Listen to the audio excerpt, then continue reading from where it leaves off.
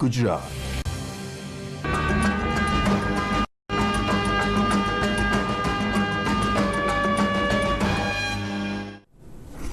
નમસ્તે મિત્રો, ગુજરાતના વિવિધ રિસીવિંગ સેન્ટર સાથે સંકળાયેલા તેમજ પોતાના સ્વસ્થાન ઉપરથી પોતાના મોબાઈલ અથવા તો કમ્પ્યુટર દ્વારા જે શિક્ષક મિત્રો આજે ઓનલાઈન તાલીમ મેળવવા માટે ઉપસ્થિત રહ્યા છે એ બધાનું જીસીઆરટી વતીથી હાર્દિક સ્વાગત કરું છું. આજનો જે તજજ્ઞ તરીકે આપણી સાથે જોડાવાના છે મિત્રો, એમનો પરિચય કરાવતો મને આનંદ થશે. સૌથી પહેલાં મારી બાજુમાં જે ઉપસ્થિત છે શ્રી પાર્થેશભાઈ પંડ્યા. અને પાર્થેશભાઈનો પરિચય તો લગભગ મારે શિક્ષકોને આપવાનો ન હોય, કારણ કે ડાયરેક્ટલી જીસીઆરટીના કોઈ એમ્પ્લોય નથી, એની સાથે સંકળાયેલ નથી, અને છતાંય લગભગ છેલ્લા 22-23 વર્ષથી તો હું જોઈ રહ્યો છું કે જીસીઆરટીના વિવિધ પ્રોગ્રામની અંદર માર્ગદર્શક તરીકે, તજજ્ઞ તરીકે એક જબરજસ્ત ભૂમિકા એ પાર્થેશભાઈ દ્વારા ભજવાઈ રહી છે.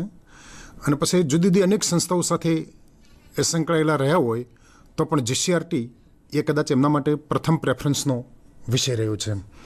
એટલે પાર્થેશભાઈનું સ્વાગત કરીએ છીએ. એમની સાથે એમની જ સંસ્થામાંથી ઉપસ્થિત છે શિવાનીબેન. શિવાનીબેન પણ છેલ્લા 4-5 વર્ષથી શિક્ષકોની તાલીમ, શિક્ષકો માટે તાલીમ મટીરિયલ તૈયાર કરવું, એના માટેની સ્ટ્રેટેજી તૈયાર કરવી, આમ વિવિધ રીતે આપણી સાથે સંકળાયેલા રહ્યા છે. અને એમના જ્ઞાનનો લાભ પણ આજે આપણને મળશે, એ એક આનંદની વાત છે. અને એની સાથે આપણા ડાયટ ભરૂચના અધ્યાપક શ્રી બલદાણિયાભાઈ. આમ તો અમારા વીએમ બલદાણિયા એટલે અમે સામાજિક, સૌથી પહેલું નામ અમારા મગજમાં બલદાણિયાભાઈનું ચાલુ થઈ જાય, કારણ કે એમને થ્રુઆઉટ આ વિષયનો બહુ ઊંડાણથી અભ્યાસ કરેલો છે. પાઠ્યપુસ્તકના લેખન, એના માટે વિષય વસ્તુ તૈયાર કરવી, એનો અભ્યાસક્રમ નિર્માણ કરવો, આમ અનેકવિધ રીતે સામાજિક વિજ્ઞાનની અંદર. અને હમણાં તાજેતરમાં જે સ્વ અધ્યયન પોથી વિદ્યાર્થીઓ માટેની તૈયાર થઈ રહી છે, એમાં પણ કન્વીનર તરીકેની જવાબદારી બહુ સરસ રીતે અદા કરી રહ્યા છે. એટલે બલદાણિયાભાઈનું પણ એ સ્વાગત કરીએ છીએ. અને આ ત્રણેય મિત્રો આજે જે વિષય લઈને આપણી સમક્ષ ઉપસ્થિત થયા છે, મિત્રો સામાજિક વિજ્ઞાન એ બહુ રસપ્રદ વિષય છે આપણા બધાના માટેનો. જો એને કન્સેપ્ચ્યુઅલી બરાબર જઈએ, કે જેમ અહીં ગ્લોબ તમે જોઈ શકો છો અમારી વચ્ચે, તો લગભગ તમામ શાળાઓમાં હોય, પણ એનો ઉપયોગ કઈ રીતે કરવો ને એ ઘણી વખત શિક્ષકોને ખ્યાલ નથી હોતો. અથવા તો ઉપયોગ કરવા જાય ત્યારે એ યોગ્ય રીતે જે વસ્તુનો જે સંકલ્પના સ્પષ્ટ કરવી જોઈએ એ પણ ઘણી વખત નથી થઈ શકતી.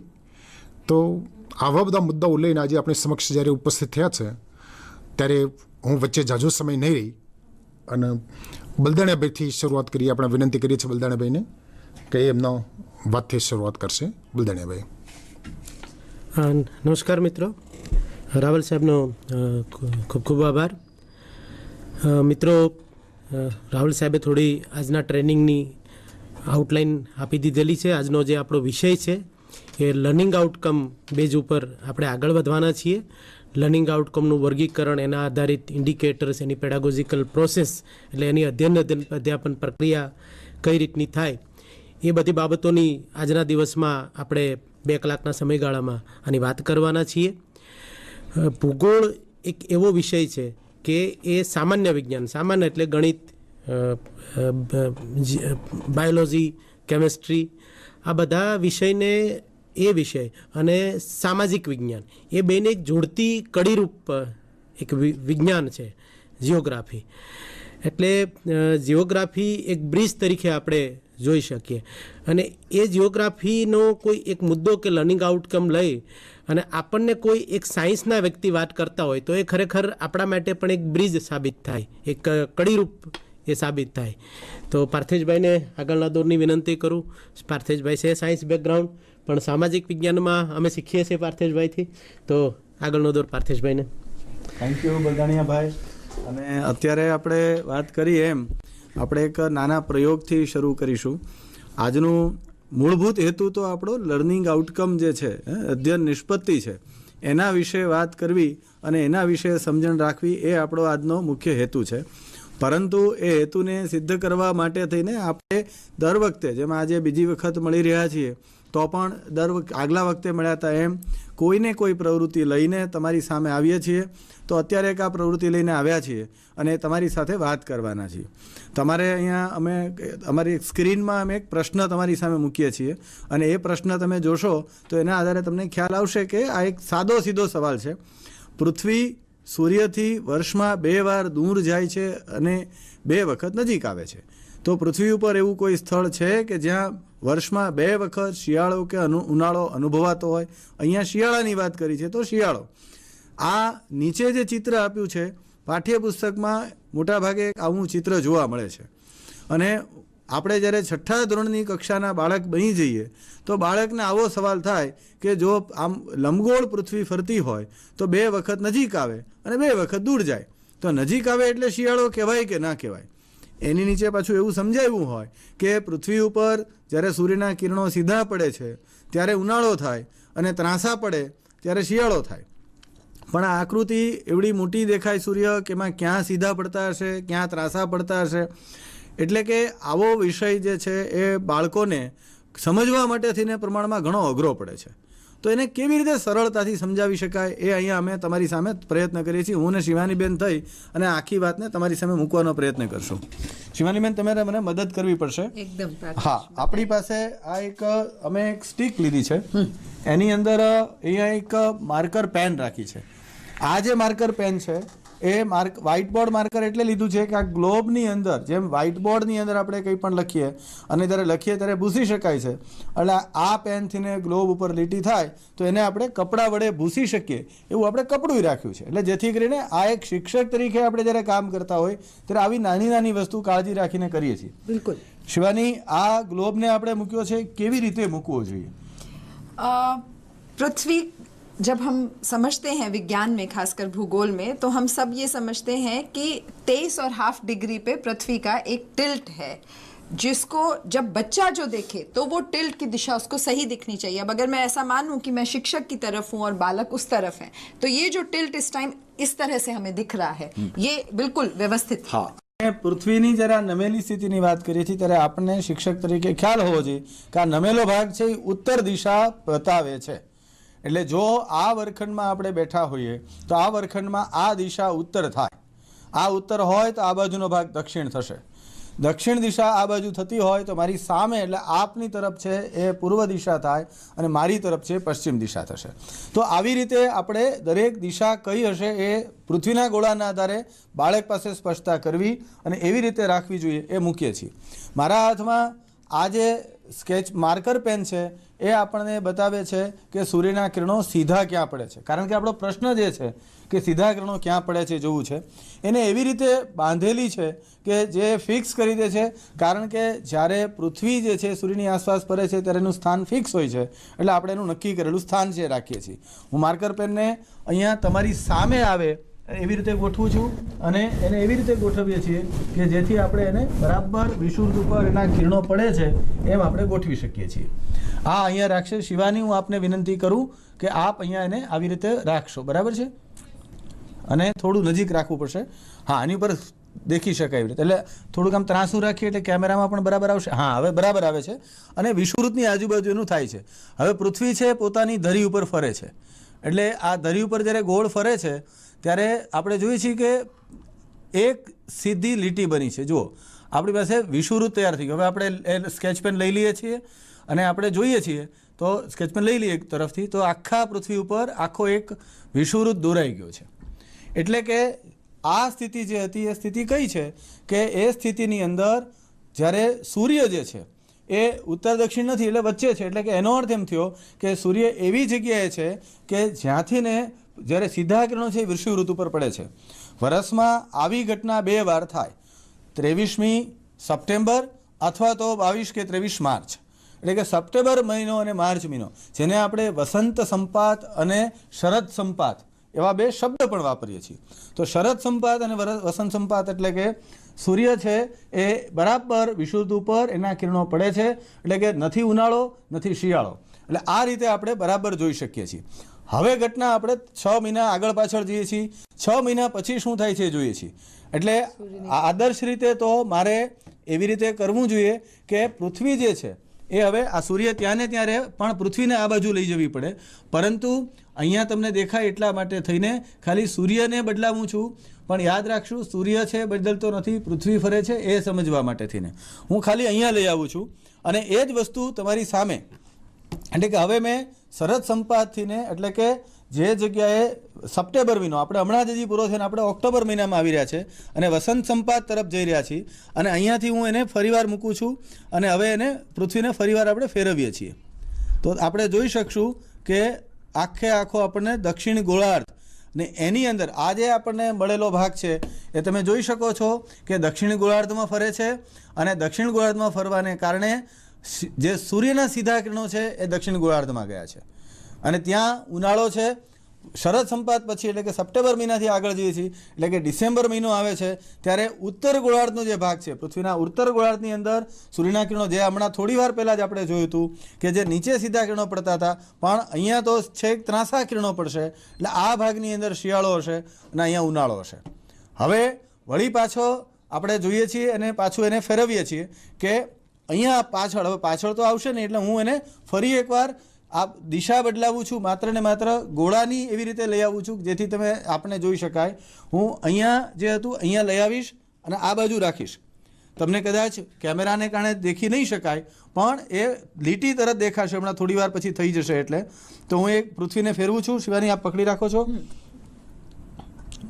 હા, નજીક લાવવું પડશે થોડું. હા, હવે જોઈએ છીએ એ ફરી એકવાર થશે અને આપ ઉપરની તરફ ઉત્તર ગોળાર્ધમાં લીટી જોઈ શકો છો.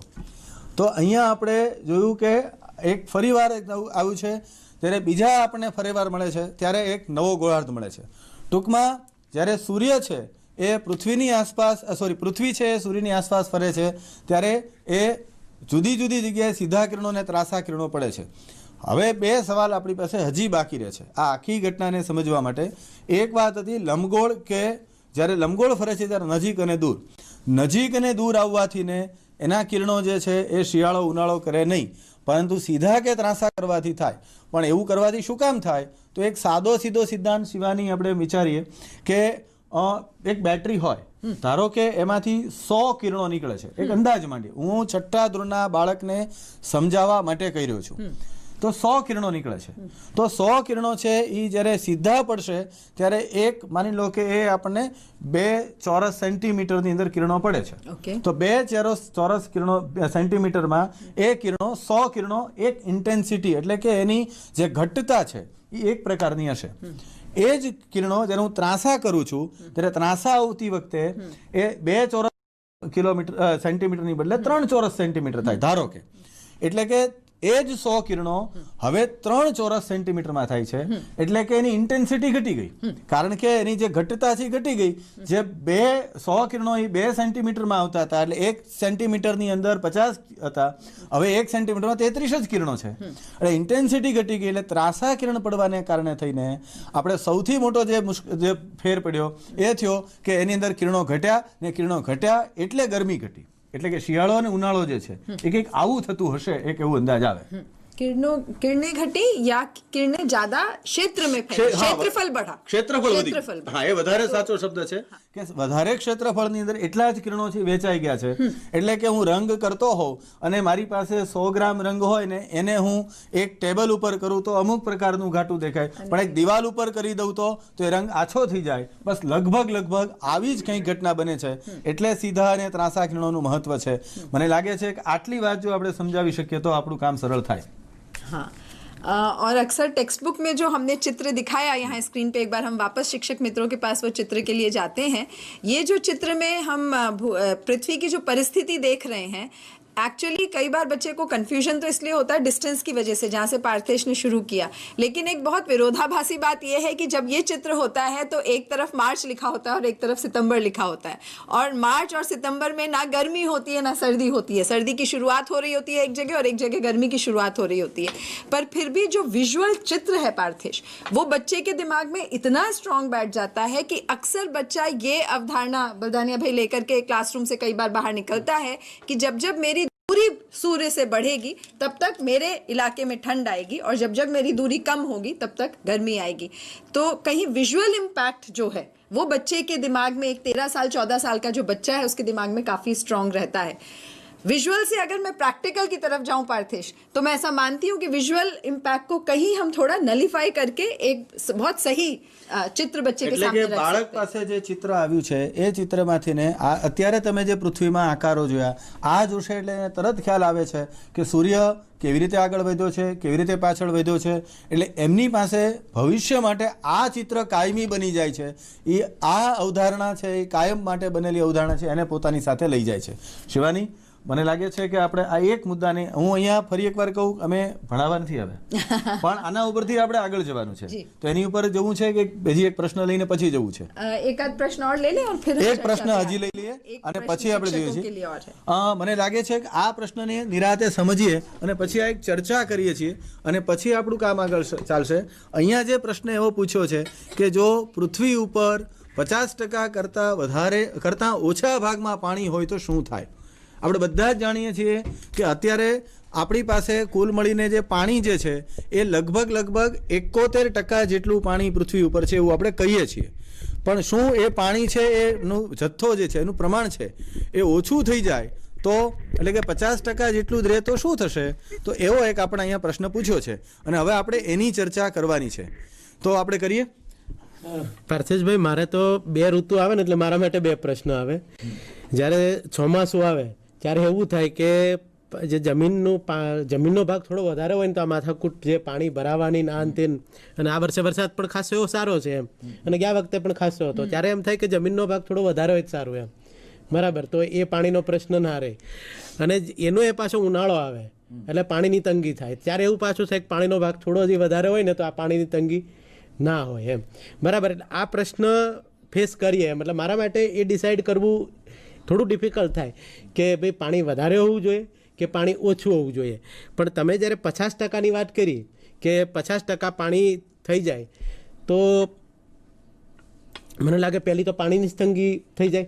અને એક તમારો પ્રશ્ન એટલા માટે મહત્વનો છે કે દુનિયામાં ટોટલ જેટલું પાણી છે, કુલ પાણીના જથ્થાના 97% પાણી છે સમુદ્રમાં રહેલું છે।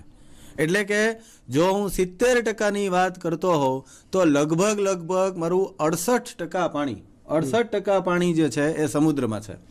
જો 50% પાણી, એનો અર્થ એમ થયો કે સમુદ્ર જે છે એ બીજો 18% સમુદ્ર ઓછો થઈ જાય। જો દુનિયામાં 18% સમુદ્ર ઘટી જાય તો શું થાય? અને તમે કીધું કે હા, પાણીની તંગી થાય। કદાચ મને એમ લાગે છે શિવાની, આ હું તમને પૂછું છું, મને એવું અનુમાન કરું છું કે પાણી ઘટી જાય તો કદાચ સમુદ્રની તો વરસાદ ઓછો થઈ જતો હશે। हो सकता है, क्योंकि जहाँ तक मैंने पढ़ा है और समझा है कि बारिश तो समुद्र के कारण आती है, और इसीलिए मुझे बलदानिया सर का जो सबसे पहला पॉइंट शुरू हुआ कि जब बारिश होती है तो कई बार बाढ़ आ जाती है। बाढ़ इसलिए आती है कि पानी ज्यादा है और उसको सोखने के लिए जमीन कम है। तो क्या जमीन बढ़ाने से बाढ़ का प्रकोप कम हो जाएगा? लेकिन आपका प्रश्न मुझे ये सोचने पे मजबूर कर रहा है कि अगर पानी कम होगा तो बाढ़ आने का प्रश्न ही रहेगा, क्योंकि बारिश कम हो जाएगी। અને વરસાદ ઓછો થાય તો જંગલ ઘટી જાય? मैंने कहीं ये सुना है कि जंगल बरसात लाते हैं। એ તો આખો જુદો ચર્ચાનો મુદ્દો છે, કારણ કે મેં એવું સાંભળ્યું છે કે જંગલો વરસાદ ના લાવે। मैंने तो ऐसा पढ़ा है ज्योग्राफी में भी और इकोलॉजी में भी कि जंगल बरसात लाते हैं। जंगलों में वरसाद आवे एम, वृक्ष बरसात लाते हैं नहीं वो मुझे नहीं पता, लेकिन जंगल तो बरसात એટલે આ એક નવો મુદ્દો આવ્યો, એની ચર્ચા આપણે ફરીવાર ક્યારેક કરીશું। पर जमीन कम होगी तो पेड़ कम होंगे, पेड़ कम होंगे तो बारिश कम हो जाएगी। પણ એવું થાય કે કદાચ જમીન જે છે એ ઓછી થઈ જાય તો, અને જમીન વધી જાય, જમીન વધી જાય તો દુનિયામાં જમીનના ભાવ ઘટી જાય। પણ પાર્થેશભાઈ, એની સામે વસ્તી વધે ને, જમીનનો પોર્શન વધે, જેમ આપણે સ્પેસ વધે, તો એની સાથે એક પોસિબિલિટી એવી પણ વિચારી શકીએ ને, કદાચ વસ્તી પણ વધે એમ। મને એવું નથી લાગતું કે વસ્તી વધશે, વસ્તી ઘટશે એવું લાગે। नहीं, पॉपुलेशन बढ़ेगी या नहीं मुझे नहीं पता, लेकिन मैं जब काम करती हूँ ना तो मेरी जब मुझे छोटी टेबल मिलती है तो मैं छोटी टेबल पे अपना सारा सामान संभाल लेती हूँ। जैसी मेरी टेबल बड़ी होती है वो उतनी बड़ी टेबल पे भी मेरा सामान बिखर जाता है। तो मनुष्य की तो ये प्रवृत्ति है, मुझे एक कमरे का मकान मिलेगा तो मैं उसमें भी रहूंगी, और जगह मिली मुझे तक मिली और जमीन की कीमत घटी तो मैं 4 कमरे का मकान लेके भी उतना ही फैल करके પણ મને લાગે છે કે વસ્તીનું જે વહેંચણી છે, ડિસ્ટ્રીબ્યુશન ઓફ ધ પોપ્યુલેશન, એને ને સંસાધનને સંબંધ છે. એટલે જ્યાં સંસાધનો કુદરતી સંસાધનો એ વધુ હોય તો કુદરતી રીતે વસાહતને વસવાની ક્ષમતા વધી જાય. જેમ કે ઉત્તર પ્રદેશ છે તો 12 નદીઓ ઘણી છે તો ત્યાંની વસ્તી અમુક પ્રકારે છે, પણ રાજસ્થાનની અંદર જો વસ્તી ઓછી એટલે કુદરતી સંસાધનો ઓછા છે તો વસ્તી ઘટી જાય. જો જમીન વધી જાય અને સમુદ્ર ઘટી જાય એટલે કે 50% એ પહોંચી જઈએ તો કુદરતી સંસાધનો ઘટે તો વસ્તી ઘટે. पर कुदरती संसाधन मतलब समुद्र आप उसमें गिन रहे हैं, क्या गिन रहे हैं? જો वरसाद नहीं आवे तो वृक्षों नहीं तो हो. हमने ये तो मान लिया कि अगर समुद्र कम होंगे तो बरसात कम हो गई. पार्थेश ने ये तारण तो निकाल लिया है हमारी. मेरा एक मानना है, ये आपका मानना है, और आपका मानना ये है कि बरसात कम होगी इसलिए बाढ़ भी कम हो जाएगी. हाँ, जमीन अगर बढ़ेगी तो वो हो जाएगा. अच्छा, अब मैं एक प्रश्न ये पूछती हूँ कि हम जब हम समुद्र की बात कर रहे हैं, दोनों तरफ से मेरे बरसात એટલે ચોમાસા, जो हम जिसको हम मॉनसून सीजन बोलते हैं, उसकी बात कहीं ना कहीं आ रही है. समुद्र और चौमासा का कनेक्शन है क्या? क्योंकि समुद्र तो दुनिया में हर जगह है. आप कोई भी महाद्वीप देखें, जिसको आप कॉन्टिनेंट बोलते हैं, आप भूखंड देखें, हर जगह के आसपास समुद्र है. तो लेकिन मॉनसून वाली जो क्लाइमेट हमें पढ़ने में आता है वो तो उपमहाद्वीप में जब आए तो भारत ही एक ऐसा उपमहाद्वीप है जहां मॉनसून टाइप क्लाइमेट होती है. તો ફિર સમુદ્ર ઓર અને આ તમે જે કહો છો એટલે મને એક એવો સવાલ આવે છે, જેમ કે અખાતી દેશ કહીએ છીએ, ગલ્ફ કન્ટ્રીઝ, તો અખાતી દેશની અંદર અખાત છે એટલે કે સમુદ્ર તો પાસે જ છે અને છતાંય તે એ રણ પ્રદેશમાં આવે છે એટલે ત્યાં વરસાદ નથી પડતો. દુનિયાની અંદર જે માનવ વસાહત હોય અને જ્યાં વરસાદ ઓછો પડતો હોય એવું સ્થળ છે ચીલીનું એરિકા. તો એરિકાની અંદર છે એ હમણાં 2012માં ખૂબ વરસાદ પડ્યો અને એ લોકોએ રાષ્ટ્રીય આપદા જાહેર કરવી પડી હતી અને એ વખતે નદીઓમાં ખૂબ મોટા પૂર આવ્યા. પછી તપાસ કરી કેટલું પૂર પડ્યું હતું, 0.96 ઇંચ એટલે 4 સેન્ટીમીટર, સોરી 2 સેન્ટીમીટર કરતાં ઓછું. એટલે 1 ઇંચ કરતાં ઓછો વરસાદ પડ્યો તો પણ મુશ્કેલી થઈ, કારણ કે ત્યાં ઘણા વર્ષો પછી વરસાદ આવ્યો હતો. તો મને લાગે છે કે એને એ એરિકાથી સમુદ્ર કિનારે છે, એ સમુદ્રથી બહુ દૂર નથી. એટલે મને આપે જે સવાલ પૂછ્યો શિવાની કે સમુદ્ર હોય તે વરસાદ, તો મને લાગે છે કે આવા પણ ઉદાહરણ જોવા મળે છે. ऐसे उदाहरण भी हैं. अब इस उदाहरण से એટલે મને એવું લાગે કે ચોમાસાની વાત કરતા સમુદ્રનું ઓછો હોય તો કદાચ વરસાદના જથ્થામાં તો ફરક પડી શકે ને, ઉપર પાણી ઓછું જવાનું એ માત્રામાં, તો કદાચ એ ચોમાસું બેસે કે જ્યાં અમુક વરસાદ સપોઝ ગલ્ફ કન્ટ્રીમાં વરસાદ નથી પડતો, પણ જ્યાં પણ એ સમુદ્રના પાણીનો પડતો છે ત્યાં જથ્થો તો ઘટી જવાનો. અને કદાચ શિવાની જે કહેવા માંગે છે એવું મને લાગે છે કે કદાચ એવું હશે કે ચોમાસાની ઋતુની વ્યાખ્યા બદલાઈ જાય. मुझे लगता है चौमासा नहीं पार्थेश, ऋतु की ही व्याख्या काफी सारी बदल जाएगी. क्योंकि मैं ऐसा समझती हूँ कि आज पृथ्वी पे जो भी परिस्थिति है वो समुद्र, जमीन, समुद्र और जमीन की रेशियो, मेरा आसपास का जो वातावरण जिसको अंग्रेजी में हम एटमॉस्फेयर कहते हैं, वो सारी जो चीजें हैं वो कई अरब साल के उपरांत आज की परिस्थिति में आई हैं. और हम ऐसा मानते हैं कि ये सारी परिस्थिति जो है, जो 6th की टेक्स्ट बुक में भी आता है कि what makes earth a living planet, उसमें हाइड्रोस्फीयर एटले जलावरण की बात होती है, लिथोस्फीयर एटले मृदावरण की बात होती है, और एटमॉस्फेयर जिसको हिंदी में हम वातावरण वातावरण कहते हैं गुजराती में, उसकी भी बात होती है. तो ये जो तीनों के बीच का एक बैलेंस है, वो बैलेंस कई अरब साल के बाद पृथ्वी पे आया है.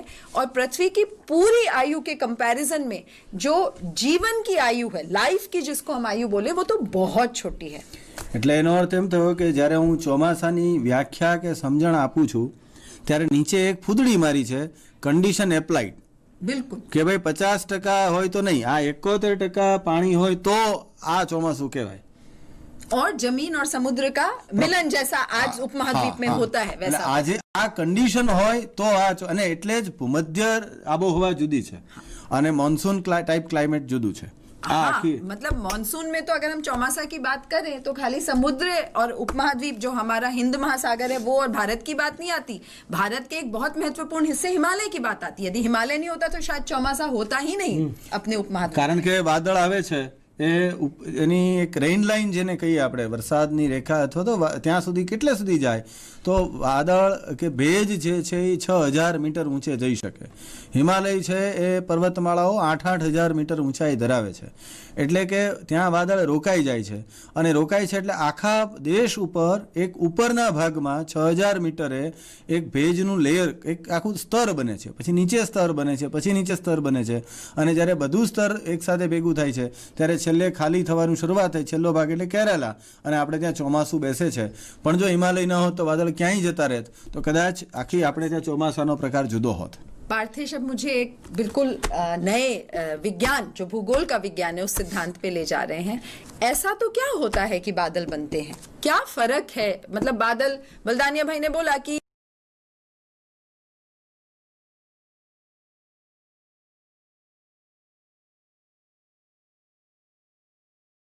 बारिश इसलिए कम होगी क्योंकि बादल ही नहीं बनेंगे, इसका क्योंकि समुद्र नहीं है, पानी नहीं है.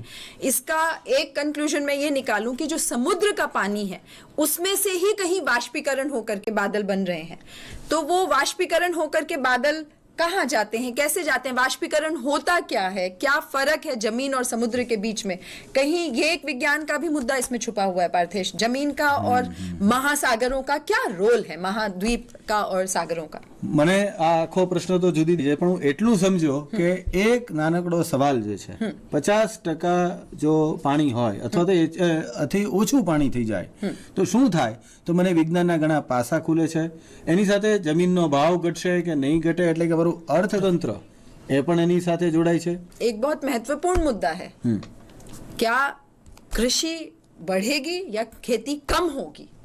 क्या खाना पूरी जनसंख्या के लिए पूर्णता मिलेगा या नहीं मिलेगा? क्या मानव जाति जिंदा होगी या नहीं होगी? તો એક મુદ્દાની ચર્ચા કરવાથી હું ઘણા બધા મુદ્દા સુધી પહોંચું છું. મને એમ લાગે છે કે એક બહુ અગત્યનો મુદ્દો અહીંયા આવી રહ્યો છે. તમે આર્થિક, રાજકીય, સામાજિક બધી રીતે જ અસર કરે. હા, એટલે રાજકીય રીતે પણ નવા સ્ટેટ કદાચ આપણી સામે હોય, નવા રાજ્યો આપણી સામે હોય, બિલકુલ નવા દેશો આપણી સામે હોય, નવો ખંડ પણ કદાચ હોય.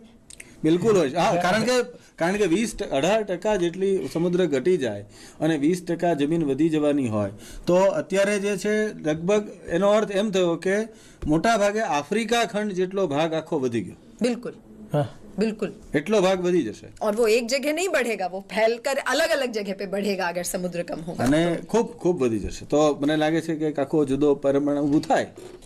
अब मुझे ऐसा लग रहा है कि सामने जो शिक्षक मित्र बैठे हैं वो ये सोचते होंगे कि ये पैनल जब आता है इतनी सारी हमें सोच विचार और कंफ्यूजन, जो गुजराती में मुंझवण कहवाए कि हमें इतनी ज्यादा कंफ्यूजन आप दे करके जाते हैं, ऐसे प्रश्न हम क्यों इस स्टूडियो में आपके सामने लेकर के आते हैं?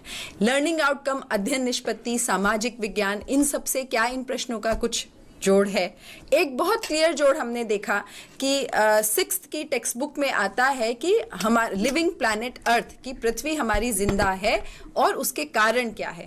ये उसमें एक बहुत छोटी सी एक छोटा प्रश्न जो एक 12 साल के बच्चे को सोचने पे मजबूर कर दे, ये एक उस तरीके का प्रश्न है. जब इसकी कुछ चर्चा क्लासरूम में होती है पार्थिश, तो एक 12-13 साल के बच्चे में किस तरीके का मानसिक विकास या किस तरीके की क्षमता, एक लर्निंग एबिलिटी उसके अंदर डेवलप होती होगी. कुछ आप लोग उस पर कॉमेंट करना चाहेंगे? अब हम कंटेंट से निकल करके एक शिक्षक का चश्मा पहने. એની પહેલા હજી મને એક પ્રશ્ન પૂછવાનો મન થાય છે. તમે કન્ટેન્ટ ઉપર જાઓ, શિક્ષક ઉપર જાઓ, એ લોકો ભૂગોળથી કંટાળ્યા હોય. મને લાગે એક નાગરિક શાસ્ત્રના પ્રશ્નની વાત કરીને પછી ત્રણેયને જોડે લઈએ તો ठीक है, तो ऐसा करते हैं. हमने પાર્થેશભાઈ એક વચ્ચે હું સૂચના પણ આપી દઉં છું. શિક્ષક મિત્રો, પ્રશ્નો તમારે છેલ્લે ઓપન પ્રશ્નો માટેનું સેશન રાખેલું છે. શરૂઆતમાં થોડી સૂચના મારે આપવાની રહી ગયેલી છે, પણ છેલ્લે જેટલા પણ મુદ્દા અહીંયા ચર્ચા થાય એના આધારિત, લર્નિંગ આઉટકમના આધારિત એના પ્રશ્નો તમે પૂછી શકશો.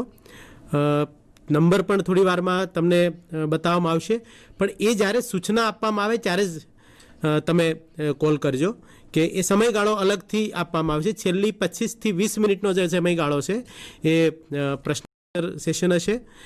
પાર્થેશભાઈ જેમ વાત કરી, ભૂગોળ પણ બહુ ઇન્ટરેસ્ટિંગ વિષય છે, વિજ્ઞાન છે, અને ભૂગોળની સાથે સાથે હવે આપણે રાજનીતિશાસ્ત્રમાં પણ જઈએ, એક ટોપિક એનો પણ લઈ લઈએ.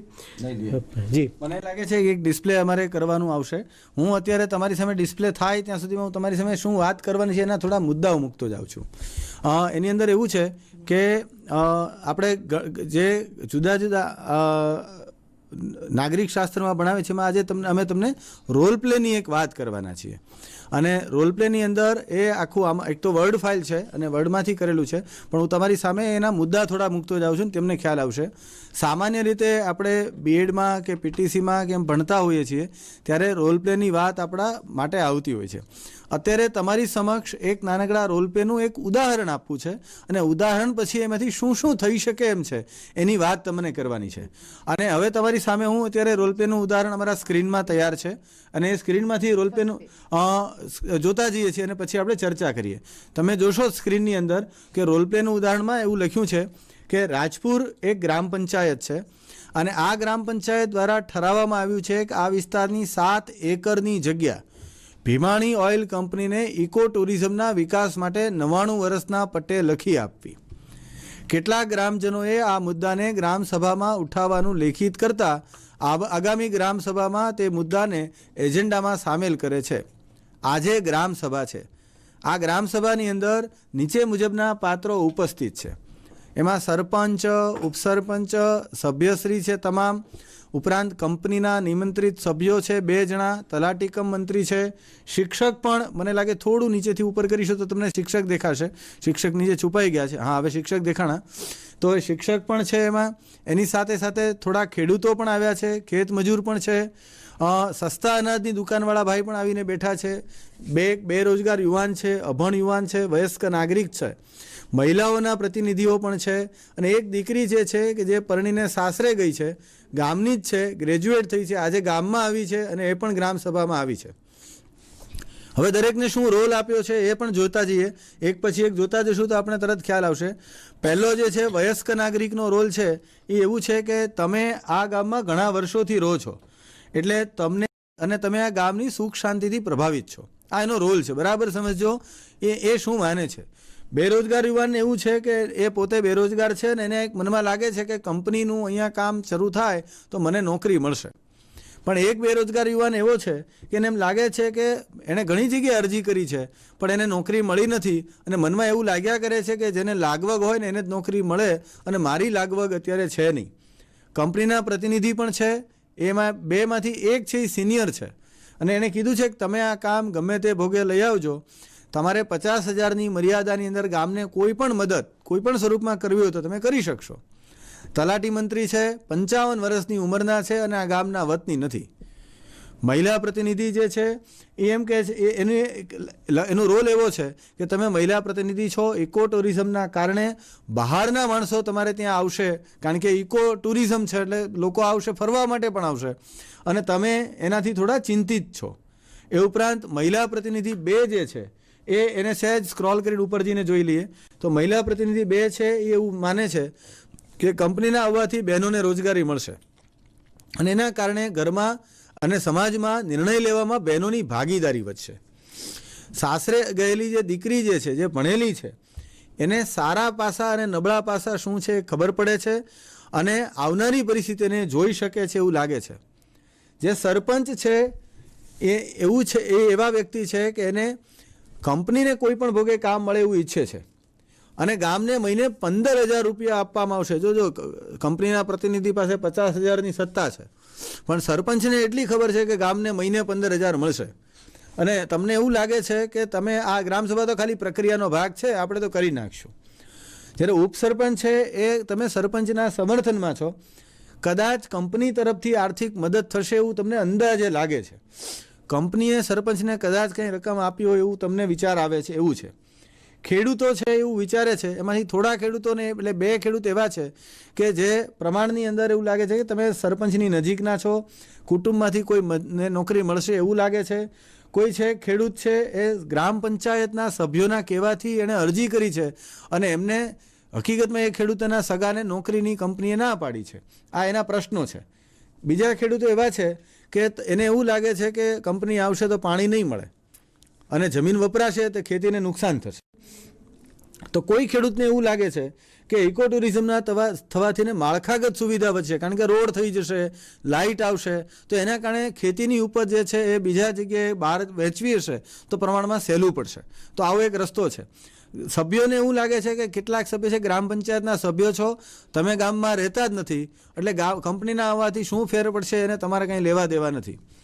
અભણ યુવાનને એમ લાગે છે કે તમે બાજુના ગામમાં રોજગારી માટે જાઓ છો અને જો ગામમાં ઇકો ટુરિઝમ આવશે તો તમને રોજગારી મળશે.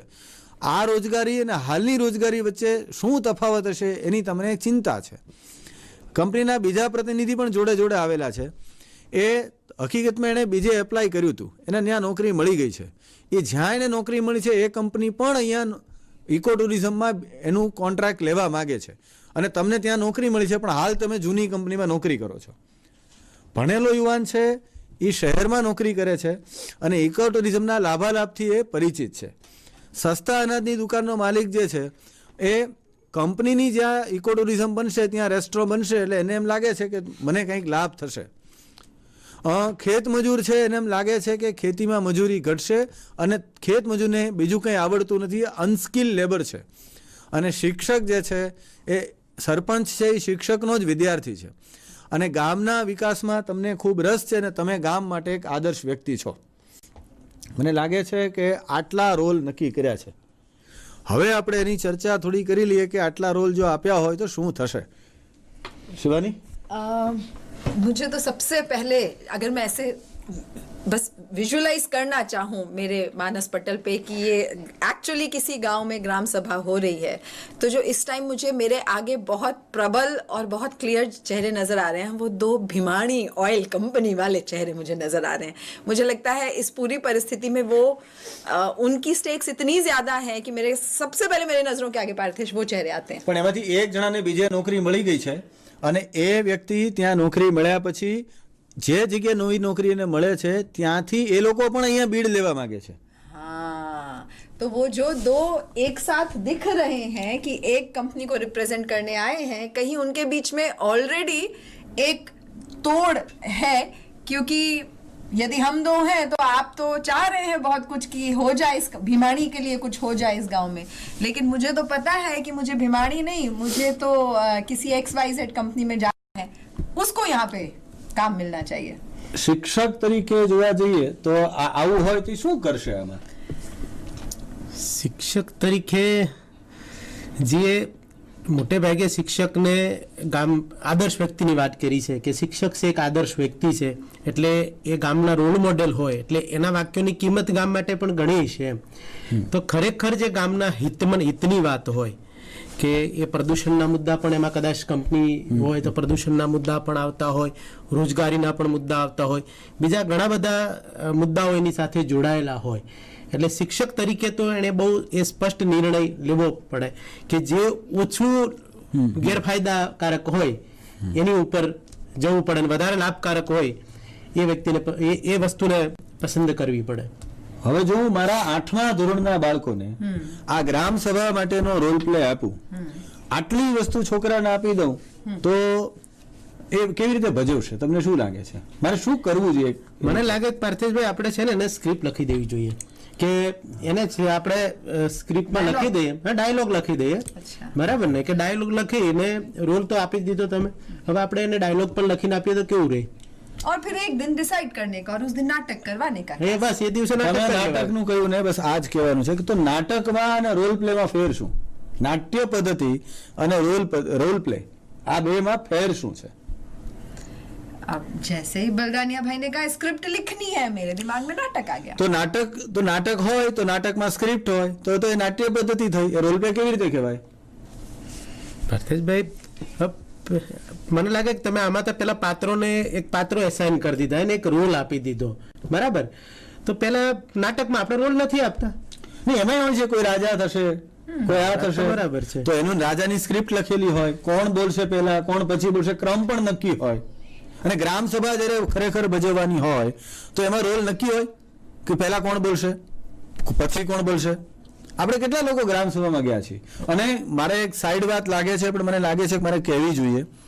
આપણે ત્યાં લોકશાહીની અંદર સંસદથી માંડીને છેક સુધી તમે જોશો કે જ્યારે ચૂંટણી થાય છે ત્યારે તમામ લોકોની ચૂંટણી થાય ને એવું ભણાવીએ છીએ કે ચૂંટાયેલા પ્રતિનિધિ છે એ ગૃહના વડા તરીકેની નિમણૂક કરશે. દાખલા તરીકે મુખ્યમંત્રી હોય કે વડાપ્રધાન હોય કે તાલુકા પંચાયતના પ્રમુખ કે જિલ્લા પંચાયતના પ્રમુખ, એ કોઈની સીધી ચૂંટણી નથી થતી, પરંતુ એને ચૂંટાયેલા પ્રતિનિધિ ચૂંટી કાઢે છે.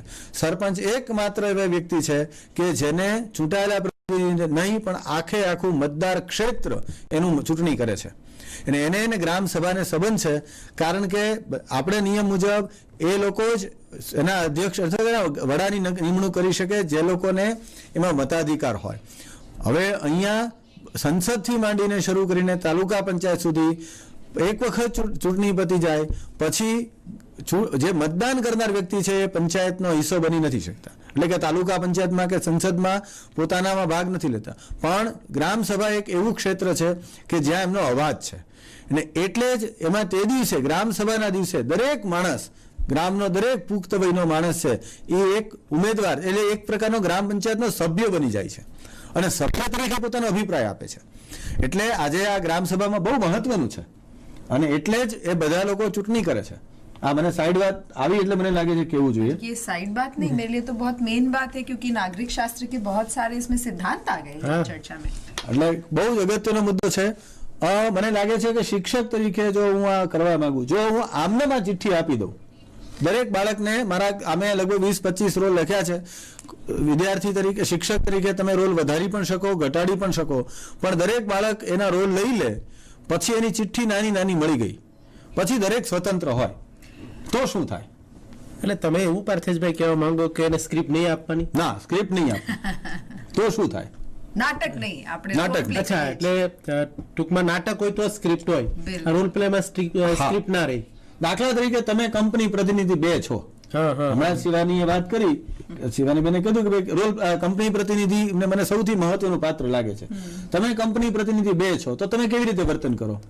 હું તો પ્રયત્ન એવો જ કરીશ કે ભાઈ ગામમાં કંપની ગમે તે રીતે આ ગામ જે જગ્યા નક્કી થયેલી છે જગ્યા ઉપર કંપનીની પરમિશન લઈ લેવી, એ ગ્રામ સભામાં કરાવી જ દેવું, કરાવી દેવું વિચાર કરશો? હા, 100%. બરાબર છે ને. હવે એની સામે હું તલાટી છું તો હું તલાટી તરીકે શું વિચારીશ? મારી ઉંમર 55 વર્ષની છે અને હું ગામનો સભ્ય નથી. એટલે પાર્થેશભાઈ, આમ તો જો કે તમારો વિચાર તમે જ આપી શકો, પણ હું એ રીતે મારી દ્રષ્ટિએ જો વિચારતો હોઉં કે ગામના એ વિસ્તારમાં ન હોય, આપણે એ વિસ્તાર ગામને હું બિલોંગ નથી કરતો, એટલે થોડું ગામની સાથેનું જોડાણ છે એ ક્યાંક તો ફરક આવી જ જવાનો. અને 55 વર્ષે થોડા વર્ષ પછી હું રિટાયર્ડ થઈ જવાનો, 3 વર્ષ બાકી છે. એટલે મારા વિચારો જોયું, બસ આ જે મહત્વનો ભાગ છે ને, જે એ ભાગ જો હું સ્ક્રિપ્ટ લખી દઈશ તો નહીં આવે. ઓકે, એટલે સ્ક્રિપ્ટ નહીં. રોલ પ્લે નું સૌથી મોટી ખાસિયત એ છે કે રોલ અંદર રહીને તમે જેમ જીવતા થઈ ગયા, તમે અંદર વિચારો કે હું 55 વર્ષનો હોઉં તો 3 જ વર્ષ રિટાયર્ડ થવાના બાકી હોય તો મારું વર્તન બદલાઈ જાય છે. એ રોલ તમારી અંદર આવી જાય છે અને એ અંદર જ્યારે આવે છે ત્યારે હું રોલને પ્લે કરી શકું છું. જ્યારે નાટકમાં હું સ્ક્રિપ્ટ લખી દઉં છું એટલે મને નક્કી થઈ જાય છે શું બોલવાનું છે. शिवानी, हाँ, नाटक में जो है वो खाली स्क्रिप्ट ही नहीं, नाटक में अक्सर एक डायरेक्टर भी होते हैं जो सबको डायरेक्ट करते हैं. 2 मिनट के बाद आपकी एंट्री यहाँ पर होगी, आप स्टेज के बीच में खड़े होंगे और आप इस तरीके का डायलॉग बोलेंगे. जबकि रोल प्ले में कोई भी एक डायरेक्टर नहीं होता है, कोई भी स्क्रिप्ट नहीं होती है, और इसलिए पेडागोजी के हिसाब से जब हम इसको देखते हैं तो इसको हम एक ओपन एंडेड लर्निंग एक्टिविटी बोलते हैं, जो कि नाटक में नहीं है. नाटक तो एक क्लोज्ड एंडेड एक्टिविटी. એટલે શિવાની બેને જે વાત કરી એમાંથી મને એક મુદ્દો એવો આવે છે કે રોલ પ્લે છે વધારે સ્ટુડન્ટ કેન્દ્રી છે, સ્ટુડન્ટ સેન્ટર છે. અને રોલ પ્લે સ્ટુડન્ટ કેન્દ્રી એટલે કે વિદ્યાર્થી કેન્દ્રી તો છે જ, પણ સાથે સાથે એનું એક બીજું બહુ મોટું લક્ષણ છે, એ સામાજિક વિજ્ઞાનનું ખૂબ મોટું જમા પાસું છે. સામાજિક વિજ્ઞાનની અંદર આવી પદ્ધતિઓ આપણને ખૂબ વાપરીએ કે જેથી કરીને આપણે, કારણ કે આપણે કહીએ છીએ કે સામાજિક વિજ્ઞાન છે એમાં એક મુક્તતા હોય, ખુલ્લાપણું હોય, તો આ આપણને ખુલ્લાપણું રાખવાની તક આપે છે.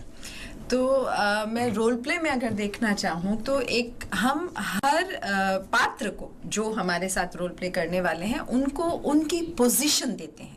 समाज में मेरी जो पोजीशन है, क्योंकि मैं पहली सीढ़ी पे खड़ी हूँ या दूसरी पे खड़ी हूँ, जैसे ही मैंने अपनी पोजीशन बदली, मेरे आसपास जो मेरा व्यू है वो पूरा बदल जाता है। और बच्चे के अंदर ये एक क्षमता डेवलप करना, खासकर सिर्फ नागरिक शास्त्र नहीं पर आप हिस्ट्री में भी अगर देखने जाएं कि कोई घटना हुई तो वो क्यों हुई, उसके लिए बच्चे को ये समझना कि जो उस घटना से जुड़े पात्र थे उनकी उस समय या आने वाले कल में पोजीशन क्या हो सकती है, वो व्यू देखने की क्षमता देना बच्चे के अंदर। ये एक अध्ययन निष्पत्ति का अपना जो लिस्ट है उसमें एक छुपी हुई एक अध्ययन निष्पत्ति है कहीं ना कहीं कि बच्चे के अंदर इस तरीके की क्षमता आए, और उस अध्ययन निष्पत्ति को सिद्ध करने के लिए ये काफी कारगर લર્નિંગ એક્ટિવિટી હો શકે। મને એટલે જોડે જોડે બીજો વિચાર પણ આવે છે કે જ્યારે હું એક શિક્ષક તરીકે હું કોઈ એક વસ્તુના આવા રોલ નક્કી કરી લઉં અને નક્કી કરેલા રોલ મારા વિદ્યાર્થીને આપી દઉં તો મને એમ લાગે છે શિક્ષક તરીકે મારે એવું વિચાર કરવો જોઈએ કે હવે વિદ્યાર્થીઓને કેવું જોઈએ કે તમે સ્વતંત્ર વ્યક્તિગત બેસો અને તમે વિચારો કે આ આટલી માહિતી તમારી પાસે હોય અને ગ્રામ સભામાં તમે જશો ત્યારે તમે કેવી રીતે વિચારીને જશો। શિવાનીબેન અને બલદાણિયાભાઈ, મારે તમને બંનેને કેવું છે, આપણે જોહરીસ વિન્ડો એવું ભણ્યા છીએ અને એ જોહરીસ વિન્ડોની અંદર ઓપન વિન્ડોથી ક્લોઝ વિન્ડો સુધી પહોંચવાની વાત છે। અહીંયા જ્યારે હું મને આપેલી જે રોલ જે છે એને લઈને હું ગ્રામ સભામાં જાઉં છું ત્યારે ગ્રામ સભામાં બેઠેલા 20 જણાના રોલમાંથી 19ના શું છે મને ખબર નથી, પણ જ્યારે હું ચર્ચા કરું છું ત્યારે મને એમના રોલની ખબર પડે છે। અને એ જ્યારે હું જાણું છું ત્યારે પછી પાછો હું વિચારું છું કે જો ખરેખર મારે ગામમાં ઇકો ટુરિઝમ આવવાનું હોય અને ઇકો ટુરિઝમ આવવાથી રોજગારી વધવાની હોય, અને હું તો ઇકો ટુરિઝમની વાત કરું છું, આમાં ઓઇલ કંપનીની વાત નથી, એટલે કે એનો અર્થ એમ થયો કે પ્રદૂષણની વાત કદાચ હું જે વિચારીને આવ્યો તો કદાચ એવું નથી, કદાચ કોઈને નોકરી આપવા માટે થઈને એક સિસ્ટમ બનાવીએ તો લાગવગનો પ્રશ્ન નીકળી જાય, નોકરી માટેની જાહેરાત કેટલી હશે ને ગ્રામ પંચાયત અથવા તો ગ્રામ સભા જ નક્કી કરશે કે આમાં કોણ લાયક છે ને કોણ ગેરલાયક છે, એવી એક મળતું હોય, બહેનોની ભાગીદારી કેવી રીતે લેવી એ નક્કી થતું હોય, તો શું મારે આમને ઇકો ટુરિઝમ માટે હા પાડવી જોઈએ? શું એનાથી ગામનો વિકાસ થશે? મારી દ્રષ્ટિ બદલાઈ જશે। અથવા એથી ઊંધું પણ થાય કે હું વિચાર કરતો હતો પણ આમાં એવું લાગે છે કે સરપંચ જે છે એનો રોલ જુદો છે, ઉપસરપંચનો જુદો છે, આ સંજોગોમાં કાલે ગામમાં બે ભાગ પડી જશે, મારાથી એવું કરાય નહીં, એમ કરીને હું કદાચ રોલ પ્લે તરીકે ભજવનાર વ્યક્તિ પોતાના અભિપ્રાય બદલે પણ ખરા।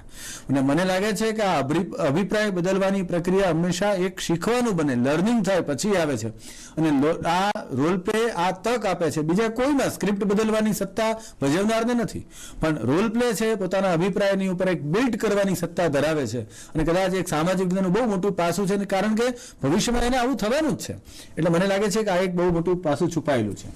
એટલે રોલ પ્લે એક કુદરતી વાતાવરણમાં જ બનતી ઘટના ગણી શકાય, તો કે એની કોઈ સ્ક્રિપ્ટ નથી, એટલે કુદરતી રીતે આપણે જ્યારે રોલમાં આવી જઈએ છીએ અને આપણી અંદર જે સ્ફુરે છે એ પાત્રને ધ્યાનમાં રાખીને એ આખી एक घटना है।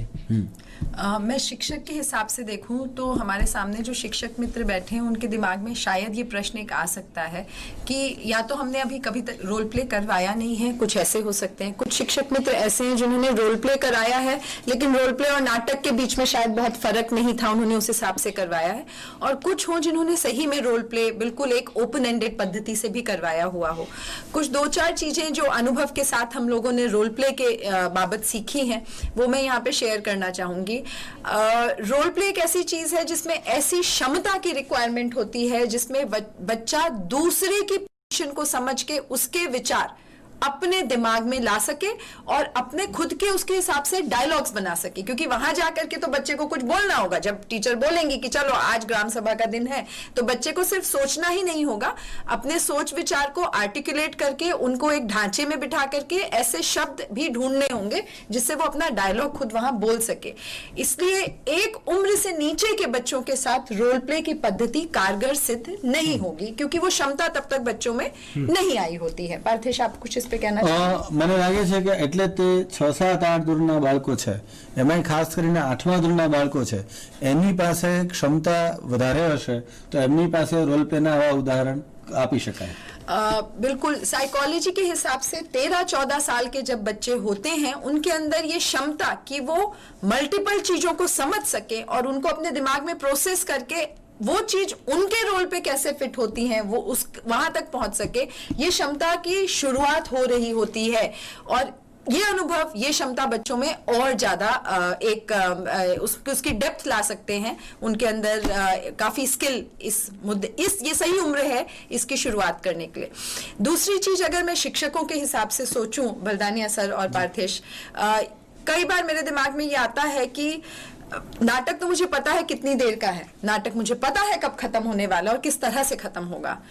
अगर ये ग्राम सभा एक उदाहरण है, ये रोल प्ले बहुत अलग अलग चीजों में हो सकता है, कोई महिलाओं के मुद्दे को लेकर के हो सकता है, व्यसन से रिलेटेड हो सकता है, कोई क्राइम हो गया हो, क्राइम सीन हो और उसके हिसाब से भी कि समाज में कैसे મને એમ લાગે છે હું તો ખાલી શાકભાજી જ્યાં વેચાતા હોય તો શાકભાજીની એક વેચાણ કરનારી સબ્જી મંડી જેને શાક માર્કેટ કહીએ उसका એનો પણ રોલ પ્લે કરાવી શકાય। ઘણી વખત એવું નથી કે કોઈ ઇસ્યુ છે એટલે આવું એને આવો જ જોઈએ, પણ મારા રોલ પ્લેની અંદર રોલ હોય તો પછી કદાચ હું એમ હોઉં કે હું શાક માર્કેટનો રોલ કરતો હોઉં તો કોઈ બટેટાવાળા કે રીંગણાવાળા વિદ્યાર્થી બની શકે, કદાચ કોઈ છે બધું જ શાક લાવશે, કોઈ મસાલો રાખશે કે એવું બધા હશે, કોઈ ખરીદનારા પણ હશે કદાચ, અને આખા રોલ પ્લેના 10 મિનિટ 15 મિનિટ પછી કોનું શાક વધારે વેચાણું કોનું ઓછું વેચાણું એ તો તમારા માર્કેટિંગ ઉપર જશે, તમે કેવી રીતે બોલો છો, કેવી રીતે વાત કરો છો, તમારે ત્યાં પેલો માણસ રોકાશે કે નહીં રોકાય કદાચ, એટલે એ પણ એક પ્રકારના જુદા પ્રકારનો વિકલ્પ હોઈ શકે।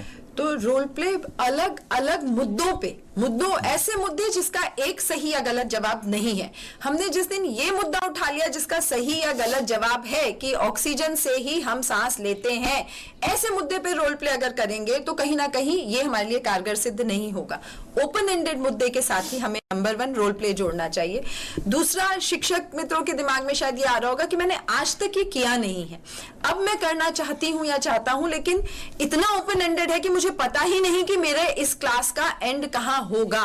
क्या मेरे बच्चे अपने आप डायलॉग्स लिख पाएंगे, क्या मेरे बच्चे बोल पाएंगे? मैंने आज तक ये नहीं किया, मुझे नहीं पता उनके अंदर ये क्षमता है या नहीं। तो जो शुरुआत करने वाले हों ऐसी कुछ पद्धति की, वहां मुझे ऐसा लगता है कि हम बजाय एक व्यक्ति को एक रोल देने के हम ग्रुप में भी बच्चों को काम करा सकते हैं कि 2 या 3 बच्चों के ग्रुप को हमने खेड़ूत नंबर 1 का रोल दे दिया, या 2 या 3 मिलकर के सरपंच दे रहे हैं, उनको थोड़ा समय दें, वो एक्चुअली रिसर्च करें कि सरपंच मतलब क्या, सरपंच का क्या काम होता है, उसके लिए उन्हें पाठ्य पुस्तक भी पढ़नी पड़ेगी, शायद उन्हें गांव में जाकर के सरपंच से मिलना भी पड़े।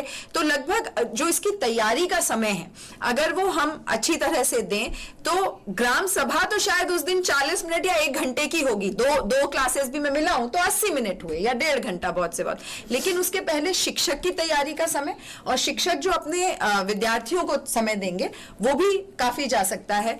तो मुझे ऐसा लगता है कि शिक्षक को ये ना सोचे कि ये बहुत ओपन एंडेड है, कैसे करेंगे, मेरे बच्चे नहीं कर पाएंगे, कोई बहुत लिखित सिद्धांत की एक ही व्यक्ति एक रोल करे ऐसा भी नहीं है, आप आपकी परिस्थिति अनुसार इसको थोड़ा उसमें ढाल सकते हैं। અને બીજો એક મુદ્દો મને અત્યારે જ વિચાર આવે છે કે અત્યારે જે રીતે નિશાળોથી આપણે દૂરવર્તી બાળકોને ભણાવી રહ્યા છીએ, તો મારે હું 6ઠા ધોરણમાં કે 7મા ધોરણમાં કે 8મા ધોરણના બાળકોને ભણાવું છું, દરેક વિદ્યાર્થીને અલગ અલગ રોલ લખીને મોકલી શકું અને પછી વિદ્યાર્થી એના ઉપર વિચારી અને એક ગ્રામ સભા, વર્ચ્યુઅલ ગ્રામ સભા, કદાચ ઓનલાઈન ગ્રામ સભા પણ કરો તો પણ થઈ શકે અને લોકોને બોલવાનું કહો, કદાચ આ વિષયને ખૂબ સારી રીતે સમજી શકશે એવું પણ મને લાગે છે જોવા મળશે। और बहुत महत्वपूर्ण है जब पार्लियामेंट का सेशन चल रहा हो देश में और सब प्लास्टिक के रूम के अंदर हर पार्लियामेंटेरियन बैठे हुए हों तो बच्चे को एक मजा ही आ जाएगा कि अरे वहां तो हमारे नेता बैठे लेकिन यहाँ हम तो खुद नेता बने हुए हैं। अच्छा, હવે મૂળ મુદ્દા ઉપર આવીએ।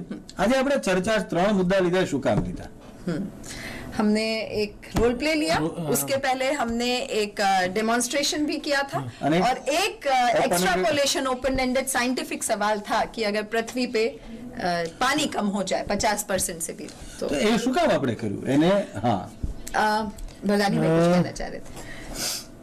મને લાગે કે આવી કઈ ચર્ચા કરીએ તો એક તાર્કિકતા કદાચ આપણામાં ડેવલપ થાય કે એક સામાજિક વિજ્ઞાન આપણે એવું વાત કરીએ કે કાર્યકારણ સંબંધ એક સામાજિક વિજ્ઞાનનો હેતુ છે, તો આપણે કોઈને કોઈ આ માધ્યમથી એની સાથે કદાચ જોડી શકીએ કે કોઈ ઘટના બને એની પાછળ કઈ કારણ છે, એની પાછળ કઈ તર્ક છે, એટલે તાર્કિકતાનો પણ એક વિકાસનો એક હેતુ હોઈ શકે।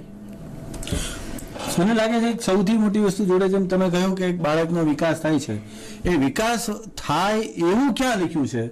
એવું લખ્યું છે લર્નિંગ આઉટકમમાં જી। એટલે મારું જે અધ્યયન નિષ્પત્તિ છે એમાં લખ્યું છે કે બાળકમાં આ વિકસવું જોઈએ।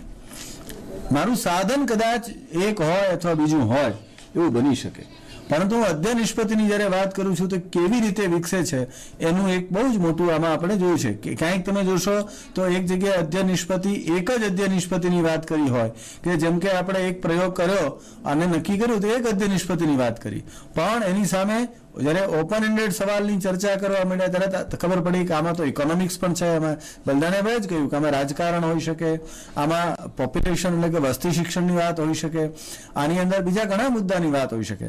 તો ટૂંકમાં વિવિધ મુદ્દાઓની વાત કરીને લઈ શકે તો એક કરતાં વધારે ક્ષમતાઓ એને પણ જોડ્યું છે. તો શિવાની, મને તમે એક સહેજ શિવાનીબેન તમારે કંઈક જોડી આપશો કે કેવી રીતે આ બધું આપણે વિચાર્યું હોય? जब पिछली बार हम लोग मिले थे शिक्षक मित्रों से तो हमने एनसीएफ की भी बात की थी. तो अगर हम थोड़ा सा उसका रिकॉल वैल्यू देखें कि एनसीएफ में 2-3 चीजें हुई हैं और फिर हम ये समझते हैं कि करिकुलम किस तरीके से डेवलप किया जाता है. एनसीएफ में 2 जो बहुत महत्वपूर्ण मुद्दे बोले हैं, जो पिछली बार शायद बलदानिया सर और पूर्णिमा बहन ने हमारे साथ चर्चा की थी, कि एक है कि एक से ज्यादा डिसिप्लिन का समावेश, मल्टी डिसिप्लिनरी जिसको बोलते हैं, इंटरडिसिप्लिनरी भी शब्द उसके लिए यूज होता है. और सामाजिक विज्ञान एक कहने को ऐसा डिसिप्लिन है जिसमें बहुत सारे मुद्दे समाये हैं, बहुत सारे छोटे छोटे, इट्स अ कंपोजिट डिसिप्लिन जिसके अंदर समाये हैं. वो कुछ उदाहरण आज की पद्धति से हमें देखने मिले. ये उदाहरण इसलिए पार्थेश जरूरी थे कि जब हम लर्निंग आउटकम, अध्ययन निष्पत्ति पढ़ने के लिए जाते हैं, खासकर 6, 7, 8 की, तो कई बार हमें ऐसा लगना शुरू होता है कि इतनी सारी चीजें हम इतने कम समय में कैसे करा सकते हैं. तो ये उसके कुछ उदाहरण थे जिससे लर्निंग आउटकम आप तक सिद्ध करने की आपके पास टूल्स पहुंच रहे हैं. हमने उसके कुछ उदाहरण आपके साथ शेयर किए. और दूसरी चीज पार्थेश, मुझे ऐसा भी लगता है कि कई बार हम ये मानते हैं कि जो सोशल साइंस है वो एक ऐसा विषय है जो मुझे टेक्स्ट बुक, जिसमें बहुत सारा थियरी है और टेक्स्ट बुक है और वही मुझे पढ़ाना है. तो एक पद्धति को ब्रेक करने की, जो मोनोटोनस पद्धति को ब्रेक करने की बात होती है कि भाई साइंस में तो लैब होता है, तो क्या ये ग्लोब और ये सूर्य आज हम यूज करके हमारे यहाँ हम वेदर स्टेशन नहीं स्थापित कर सकते? લાગે છે સમય રહેશે તો એવો એક સવાલની વાત પછી કરીશું ખરા આપણે, કે જેમાં વેધર સ્ટેશનની પણ વાત હોય તો એક મુદ્દાની વાત કરીશું આપણે. तो ये इस तरीके के जो कुछ मुद्दे हैं इन पद्धति से निकल करके आ रहे हैं. अंत में मैं बलदानिया भाई को हैंडओवर करूं उसके पहले कुछ चीजें कहना चाहूंगी कि एनसीएफ 2005 में लिखा गया था. अपनी नई शिक्षण नीति ऑलरेडी आज आ चुकी है और उसके बाद भी काफी सारे बदलाव अपने देश में शिक्षण से जुड़े हुए देखने के लिए ऑलरेडी उसमें आ चुके हैं. उनका इंप्लीमेंटेशन होने में थोड़ा टाइम लगेगा. अभ्यासक्रम जिसको हम कहते हैं, जिसको हम करिकुलम कहते हैं, उसका एक लंबा इतिहास रहा है और हर करिकुलर फ्रेज के साथ एक शिक्षण से जुड़े, प्रोफेशन से जुड़े प्रोफेशनल्स होते हुए हम भी काफी कुछ सीखते हैं. मैं उसका इतिहास देखने जाऊं तो कहीं अभ्यासक्रम की शुरुआत ऐसी चीजों से हुई थी जब मनुष्य अपने आसपास की प्रकृति को समझ रहा था. ये उस जमाने की बात है जब मनुष्य प्रकृति को समझ रहा था. तो ग्रह जा रहे हैं या तारे जा रहे हैं या पृथ्वी चल रही है या पौधे कैसे उगते हैं, नदी का बिहेवियर क्या है, ये सब समझने की कोशिश कर रहा था. और जैसे जैसे मनुष्य उसको समझते गए, कहीं वो एक इंफॉर्मेशन हमारे पास डॉक्यूमेंट होती चली गई जिसको हमने फैक्ट मानना शुरू करा. क्योंकि साइंटिफिक चीजें जो आप देखते हैं या प्रूव कर सकते हैं उसको आप फैक्ट बोलते हैं. जब सीखने सिखाने की बात आई कि ठीक है भाई, अडल्ट्स जो हैं, वयस्क हैं, उनको इतना आता है आज, वो हमें बच्चे तक पहुंचाना है, तो पार्थेश हमने जो अभ्यासक्रम की शुरुआत की वो हमने फैक्ट बेस्ड करिकुलम से की. जो हम जानते हैं, हम समझते हैं, जो प्रूव हो चुका है, वो एक यंग बढ़ती हुई जनरेशन तक कैसे पहुंचे. फैक्ट बेस्ड के बाद कहीं ऐसा हुआ पार्थेश कि हमारी एक जो समाज की रचना है वो कबीलों से निकल करके प्रांतों से निकल करके देश और राज्य तक आने लगी. एक छोटे समाज जिसमें एक व्यक्ति का कंट्रोल जो कबीलों के सरदार का था वो बहुत आसान रहता है, लेकिन जब समाज का व्यू बढ़ने लगता है तो आपको कई बार ऐसा लगता है कि कुछ कायदों की जरूरत है. मतलब इतना बड़ा देश हो गया है, एक व्यक्ति तो हर एक तक कोई डिसिप्लिन पहुंचा नहीं सकता. तो कुछ चीज आप लिखना शुरू करते हैं एक समाज के तौर पे कि क्या एक व्यक्ति 2 बार शादी कर सकता है, फॉर एग्जाम्पल. ये कायदा है. इसके अलग अलग कबीलों में या अलग अलग प्रांतों में या राज्यों में उसके अलग अलग जवाब हो सकते हैं. तो जब उस तरफ एक ह्यूमन सोसाइटी बढ़नी शुरू हुई तो अंग्रेजी में एक शब्द होता है जो कायदा तो नहीं, कायदे से जुड़ा हुआ एक शब्द होता है जिसको हम बोलते हैं नॉर्म्स. कि भाई स्टैंडर्ड नॉर्म्स क्या हैं? मुझे मंदिर में जाना है तो क्या उसके कोई स्टैंडर्ड नॉर्म्स हैं? या मुझे स्कूल में आना है तो बैग लेके आना है, पाठ्य पुस्तक लेके आनी है, वो कुछ स्टैंडर्ड नॉर्म्स हैं. तो गुजराती में नॉर्म्स को क्या बोलेंगे मुझे नहीं पता, बट મને ઘણી વખત અમે જે સામાજિક વિજ્ઞાનમાં જો ભણતા હોય તેમાં પડવાના ભૌગોલિક કારણો લખો. હવે વરસાદ પડવો એ ઘટનાને ફિક્સ કરી દીધી, કારણ કે એ ફિક્સ કરવું તો એના આધારે મને એનું એ ખબર પડે છે. તો એ જે મારા નીતિ નિયમો નક્કી કર્યા, તો એ નીતિ નિયમો જે છે એ મને મારી વ્યાખ્યાઓ આપે, મને મારું ઉદાહરણ, અને વ્યાખ્યાઓમાં હંમેશા શરતી પણ હોઈ શકે. એવું નથી કે આ જ હોય, કે જો આવી શરત હોય તો આ વ્યાખ્યા લાગુ પડશે એવું. પણ નીતિ નિયમો બનાવે અને પછી એના આધારે શિક્ષણ થાય, બંધારણ નક્કી થાય, તો એ પણ નક્કી થાય. તો આ બધી વાત જે છે એને નોર્મ્સમાં આપણે એને ગણીએ तो एना आधारे शिक्षण एक बदलाव. तो फैक्ट बेस्ड से फिर हम नॉर्म्स बेस्ड की तरफ अभ्यासक्रम में जो विश्व का इतिहास कहता है वहां पे गए. जब नॉर्म्स आया तो अंततः तो हम साइकोलॉजी तो हमारी ह्यूमन वाली है. फिर ये होता है कि किसने बनाया ये कायदा, क्या क्षमता थी उसकी, आपने क्या परिस्थिति को सोच करके ये कायदा बनाया. उसको कई बार हम क्वेश्चन और चैलेंज करने लगते हैं. क्यों मुझे जूते उतार करके ही मंदिर के अंदर जाना है, किस मंदिर में ये कायदा किसने बनाया, या मैं बिना टेक्स्ट बुक के क्यों नहीं स्कूल जा सकता, मुझे नहीं उठाना है मेरा बैग, नहीं ले जानी टेक्स्ट बुक, मेरे पास वहां मुझे मिलनी चाहिए. तो इस तरीके के सवाल दिमाग में आने लगते हैं एक ह्यूमन साइकोलॉजी को लेकर के. तो कहीं अभ्यासक्रम की यात्रा में फिर ये लगा कि हाँ, अगर हम शिक्षण में यही घोट के पिलाने वाले हैं कि ये सही तरीका है, ये गलत तरीका है, और अभ्यासक्रम हमारे नॉर्म्स के ही बेसिस पे बनने वाला है, तो कहीं वो ट्रू शैक्षणिक प्रक्रिया नहीं है.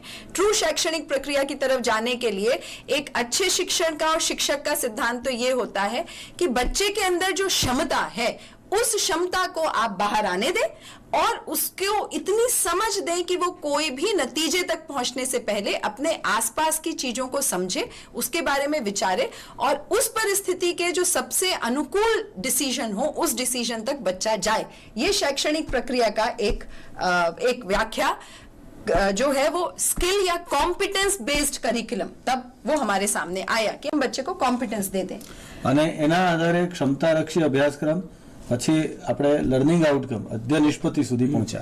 આજે જે આપણે પહોંચ્યા છીએ એમાં બાળકને આપણે કઈ દિશામાં જવું છે, કઈ રીતે એને અપેક્ષિત છે, શું એનામાં અપેક્ષિત વર્તનો કેવા હશે, એની કંઈક વાત કરીને કરીએ છીએ तो મને લાગે છે કે એ તરફ આપણે જઈ રહ્યા છીએ. तो वो जो आउटकम जो शब्द है वो कॉम्पिटेंस के बाद आज आउटकम बेस्ड करिकुलम इसलिए है कि आप कैसे पहचानेंगे कि बच्चे के अंदर ये क्षमता डेवलप हुई या नहीं हुई. तो अब आउटकम में हमें कुछ इंडिकेटर्स की लिस्ट मिलती है एनसीएफ में कि अगर बच्चा इतना इतना इतना कर पा रहा है इसका मतलब बच्चे के अंदर ये क्षमता है. वो किस तरीके से सामाजिक विज्ञान का अपना आज एनसीएफ में दिखाए जा रहा है, उसके लिए हम बलदानिया भाई से रिक्वेस्ट हैं कि थोड़ी बात करें हमसे. થેન્ક યુ પાર્થેશભાઈ, શિવાનીબેન, તમે મારું કામ ઘણું સરળ કરી દીધું. બે ત્રણ જે મુદ્દાની વાત કરી દીધી, લર્નિંગ આઉટકમ, લર્નિંગ ઇન્ડિકેટર્સ, તો આજે જે મુદ્દો છે એમાં બહુ તાત્વિક ભાષામાં કે શાસ્ત્રીય ભાષામાં નહીં પડતા, ઉદાહરણો સાથે આપણે વાત કરશું. અને ચારક સંકલ્પનાઓ છે એ જો આપણે સમજી જઈએ તો વર્ગખંડ પ્રક્રિયા પણ આપણી બહુ સરળ થઈ જાય. મિત્રો, આપ બધાને ખબર છે કે 2 વર્ષથી સામાજિક વિજ્ઞાનની તાલીમ આપે કે કોઈ પણ વિષયની તાલીમ જે સીઆરટીના માધ્યમથી અપાતી હોય તો એક શબ્દ ઉપર વારંવાર ફોકસ કરવામાં આવે છે, લર્નિંગ આઉટકમ. બરાબર. અને બધી જ જગ્યાએ તાલીમમાં એ મુદ્દા મૂકવામાં આવે છે કે ભાઈ લર્નિંગ આઉટકમ નો મુદ્દો મૂકવામાં આવે, મોડ્યુલમાં પણ મૂકવામાં આવે. રાધર સ્કૂલમાં પણ આપણને લર્નિંગ આઉટકમના પોસ્ટર બનાવી અને એ મૂકવાની વાત છે કે બીજા એના વાલીઓ પણ જોઈ શકે, જેટલા પણ સ્ટેક હોલ્ડર્સ હોય એ બધા એ બાબતોને જોઈ શકે. બરાબર. એટલે એક વાત આનીથી સ્પષ્ટ થાય કે લર્નિંગ આઉટકમ છે બહુ મહત્વનું. બરાબર. કેમ કે લર્નિંગ આઉટકમને સમજશું તો જ આગળની પ્રક્રિયા આપણને સમજાશે. બાકી એ તો એક વાક્ય જ છે. એ ટેક્સ્ટ બુકમાં અને જે આપણને લર્નિંગ આઉટકમની બુકલેટ આપેલી હોય અને એ બુકલેટની અંદર એક વાક્ય જ છે. એ વાક્યને જો આપણે સમજીને એના આધારિત જે પ્રક્રિયા કરીએ અને બરાબર સમજીએ અને આગળ વધીએ તો એ લર્નિંગ આઉટકમ ખરેખર થશે. નહીતર તો એક વાક્યના સ્વરૂપમાં જ એની અંદર જે આપણી બુક છે એ વાક્યના સ્વરૂપમાં એ રહી જાય રહી જશે, એટલે આગળ આપણે નહીં જઈ શકીએ. મારે ચારેક સંકલ્પનાઓની ખાસ કરીને મિત્રો વાત કરવી છે. થોડી ઘણી પીપીટીના માધ્યમથી પણ કરીશ, થોડી મૌખિક પણ વાત કરીશ. એટલે પહેલામાં પહેલી સંકલ્પના આવે, શરૂઆતની વાત કરીએ તો કરિક્યુલર એક્સપેક્ટેશન. બરાબર, અંગ્રેજી શબ્દ છે, થોડો મોટો શબ્દ લાગે, પણ કરિક્યુલર એક્સપેક્ટેશનને બહુ સીધા સાદા શબ્દોમાં આપણે કહેવું હોય તો હેતુ એવું કહી શકીએ. બરાબર, કે હેતુ લાંબા ગાળાના હોય, આવું આપણે ભણતા કે હેતુ હોય લાંબા ગાળાના હોય. એટલે દાખલા તરીકે વલણોનો વિકાસ છે, મૂલ્યોનો વિકાસ છે, તાર્કિકતાનો વિકાસ છે, બરાબર, સર્જનાત્મકતાનો વિકાસ છે. એટલે આ બધા હેતુ છે એ એક પાર્ટિક્યુલર વિષયના છે, એક પાર્ટિક્યુલર સ્ટેજના છે. કે માનો કે 6 થી 8નું એક સ્ટેજ છે, તો વિદ્યાર્થીને સામાજિક વિજ્ઞાનમાં સર્જનાત્મકતા કેળવાશે. વિદ્યાર્થી કાર્યકારણનો સંબંધ જે છે એ સ્થાપિત કરતા શીખશે. વિદ્યાર્થીમાં તાર્કિકતા વિકાસ થશે. બરાબર, એટલે આ કરિક્યુલર એક્સપેક્ટેશન, એટલે એને બહુ આપણા શબ્દોમાં કહીએ તો હેતુ કહેવાય. અને એ લાંબા ગાળાના હોય, એ 2 વર્ષના હોય, એક સમય એક આખા 7 વર્ષના હોય, 8 વર્ષના હોય, 1 વર્ષના હોય, પણ એ બહુ લાંબા ગાળે સિદ્ધ થતા હોય. બરાબર, એના આધારે આખું જે આપણું શિવાનીબેને પણ વાત કરી કે ભાઈ કઈ રીતે અભ્યાસક્રમ બને, તો એ બધા ધારા ધોરણોને આધારે આપણો એક અભ્યાસક્રમ બનતો હોય. બરાબર, હવે આપણી પાસે કરિક્યુલર એક્સપેક્ટેશન આવી ગયું, હેતુ આપણી પાસે ફિક્સ થઈ ગયા, એટલે તરત ને તરત બીજો આ મુદ્દો આવે, એ લર્નિંગ આઉટકમ આવે. બરાબર, લર્નિંગ આઉટકમ એક પ્રકારની એવી વસ્તુ છે કે એ લર્નિંગ આઉટકમ આપણને એટ ધ એન્ડ ઓફ તમારું જે સેશન તમે આપો છો કે તમારું લેસન આપો છો, કે at the end of this session બાળકમાં શું વર્તનમાં પરિવર્તન આવશે, બાળક કેટલું શીખશે. બરાબર, એટલે લર્નિંગ આઉટકમ એ રીતનું એક વાક્ય કહી શકાય. ઓકે, આપણે ઉદાહરણ સાથે વાત કરીએ કે ભાઈ મારું લર્નિંગ આઉટકમ એવું છે કે અત્યારે પાર્થેશભાઈ એક સરસ એક્ટિવિટી શરૂઆતમાં જ કરાવી, વિષુવવૃત્ત ને પૃથ્વીના ગોળાના માધ્યમથી. તો એ જ થોડુંક ઉદાહરણ આપણે પૃથ્વીના ગોળાનો જ આધાર લઈને આપણે આગળ વધીએ કે ભાઈ બાળકોને આપણે અક્ષાંશ અને રેખાંશ શીખવાડવા છે. તો મારો જે લર્નિંગ આઉટકમ એવું હોય કે એટ ધ એન્ડ ઓફ આ લેસન છે કે મારો એક તાસ છે, એના એન્ડમાં બાળક આ અક્ષાંશ અને રેખાંશની સમજ કેળવશે, યા તો એની વિશે તફાવત કરી શકશે, એને આઈડેન્ટિફાઈ કરી શકશે, એવો મારો એક લર્નિંગ આઉટકમ હોય. પણ આપણે લર્નિંગ આઉટકમની રીતે જોઈએ તો કે ભાઈ એટલું સમજ કેળવે છે, અક્ષાંશ અને રેખાંશની સમજ કેળવે છે. બરાબર, આ લર્નિંગ આઉટકમ છો. તો આપણું એ એક્સપેક્ટેશન છે, એ અપેક્ષા છે કે એટલા સમયે બાળકમાં એટલી વસ્તુ થશે. પછી એક બહુ મહત્વના મુદ્દાની વાત કરી કે લર્નિંગ આઉટકમ એકલાથી કાંઈ નહીં થાય જ્યાં સુધી આપણે એને ઇન્ડિકેટર્સ નહીં હોય. એટલે શિવાનીબેને એક બહુ સરસ મુદ્દાની વાત કરી કે ઇન્ડિકેટર્સ આપણે આઈડેન્ટિફાઈ કરવા પડે. હવે મારે આ મુદ્દો ભણાવવો છે, ખાલી અક્ષાંશ અને રેખાંશની સમજ બાળકોમાં કેળવવી હોય તો એને કેટલા ઇન્ડિકેટર્સ હોય, કેટલા મુદ્દાઓ, એને કેટલી સંકલ્પનાઓ સ્પષ્ટ હોવી જોઈએ, એને કેટલી બધી બાબતોની ખબર હોવી જોઈએ. તો પહેલામાં પહેલી એને અક્ષાંશ અને રેખાંશની ખબર હોવી જોઈએ, એને વિષુવવૃત્તની સમજ હોવી જોઈએ. બરાબર, એને ટાઈમની અને ઘણી બધી એવી સંકલ્પનાઓ આવતી હોય કે એની પણ આપણે થોડી હું તમને એમ કહું કે ભાઈ એને અક્ષાંશની ખબર હોય, રેખાંશની ખબર હોય, વિષુવવૃત્તની ખબર હોય, કર્કવૃત્તની ખબર હોવી જોઈએ, મકરવૃત્તની ખબર હોય, પ્રાઇમ મેરેડિયન. બરાબર, એટલે કે 0 ડિગ્રી જે અક્ષાંશ રેખાંશની આપણે વાત કરીએ તો બાળકને એ પણ ખબર હોવી જોઈએ. એટલે એના નાના કરતા એ ઇન્ડિકેટર્સ, એને ઘણા બધા ઇન્ડિકેટર્સ ખબર હોવી જોઈએ. એક ઇન્ડિકેટર આપણે એવું પણ રાખી શકીએ કે ભાઈ પૃથ્વીના ગોળા ઉપર અક્ષાંશ બતાવી શકશે, પૃથ્વીના ગોળા ઉપર રેખાંશને દર્શાવી શકશે, પૃથ્વીના ગોળા ઉપર એ બાળક જાય. એટલે આ બધા છે એ ઇન્ડિકેટર્સ છે. એટલે આપણે એ પહેલાં નક્કી કરી લેવું પડે કે ભાઈ આ લર્નિંગને આઉટકમને સિદ્ધ કરવા માટે ઇન્ડિકેટર્સ કહેવાય. ઇન્ડિકેટરનું આપણે ગુજરાતી કરીએ ને તો સૂચાંકો છે એવો શબ્દ છે. મને ઇન્ડિકેટર વધારે સરળ શબ્દ લાગે છે. બરાબર, એટલે જેમ લર્નિંગ આઉટકમ એ ખુદ એક પોતીકો શબ્દ થઈ ગયો છે. બરાબર, અધ્યયન નિષ્પત્તિઓ એ લર્નિંગ આઉટકમથી પણ જેમ સરળતાથી સમજી જઈએ તો ઇન્ડિકેટર્સ પણ આ રીતે આપણે વિચારી શકીએ. એટલે એના ઇન્ડિકેટર્સ કાઢવાના. એટલે બહુ સરળ ભાષામાં કહું ને તો મુદ્દાઓ, કે એવા મુદ્દાઓ બાળકો કેવા, આટલી સંકલ્પના સ્પષ્ટ થવા માટે, આ મુદ્દાઓની સમજ માટે બાળકને બીજા કેટલા મુદ્દાઓ સ્પષ્ટ હોવા જોઈએ, કે એના કયા કયા બાબતોની એને ખબર હોવી જોઈએ. બરાબર. તો એવા પણ તમે ઇન્ડિકેટર્સ રાખી શકો કે બાળક આ બાબતની ચર્ચા કરશે. એ કોઈ ચર્ચાના સંદર્ભમાં હોઈ શકે, અવલોકનના સંદર્ભમાં પણ હોઈ શકે. બરાબર. એટલે એ બધા ઇન્ડિકેટર્સ તમારા રહી શકશે કે બાળક આટલું અવલોકન કરે, બાળક આ દર્શાવી શકે, બાળક એટલી ચર્ચા કરે. બરાબર. તો આ બધા છે એ ઇન્ડિકેટર છે. એટલે આપણી પાસે કરિક્યુલર એક્સપેક્ટેશન આવ્યું, લર્નિંગ આઉટકમ આવી, લર્નિંગ આઉટકમની પછી આપણે ડાયરેક્ટ ત્રીજા મુદ્દા ઉપર આવ્યા, ઇન્ડિકેટર્સ આવ્યા. અને આ બધું જ ત્યારે જ સાર્થક થાય કે જ્યારે એની પેડાગોજિકલ પ્રોસેસ હોય.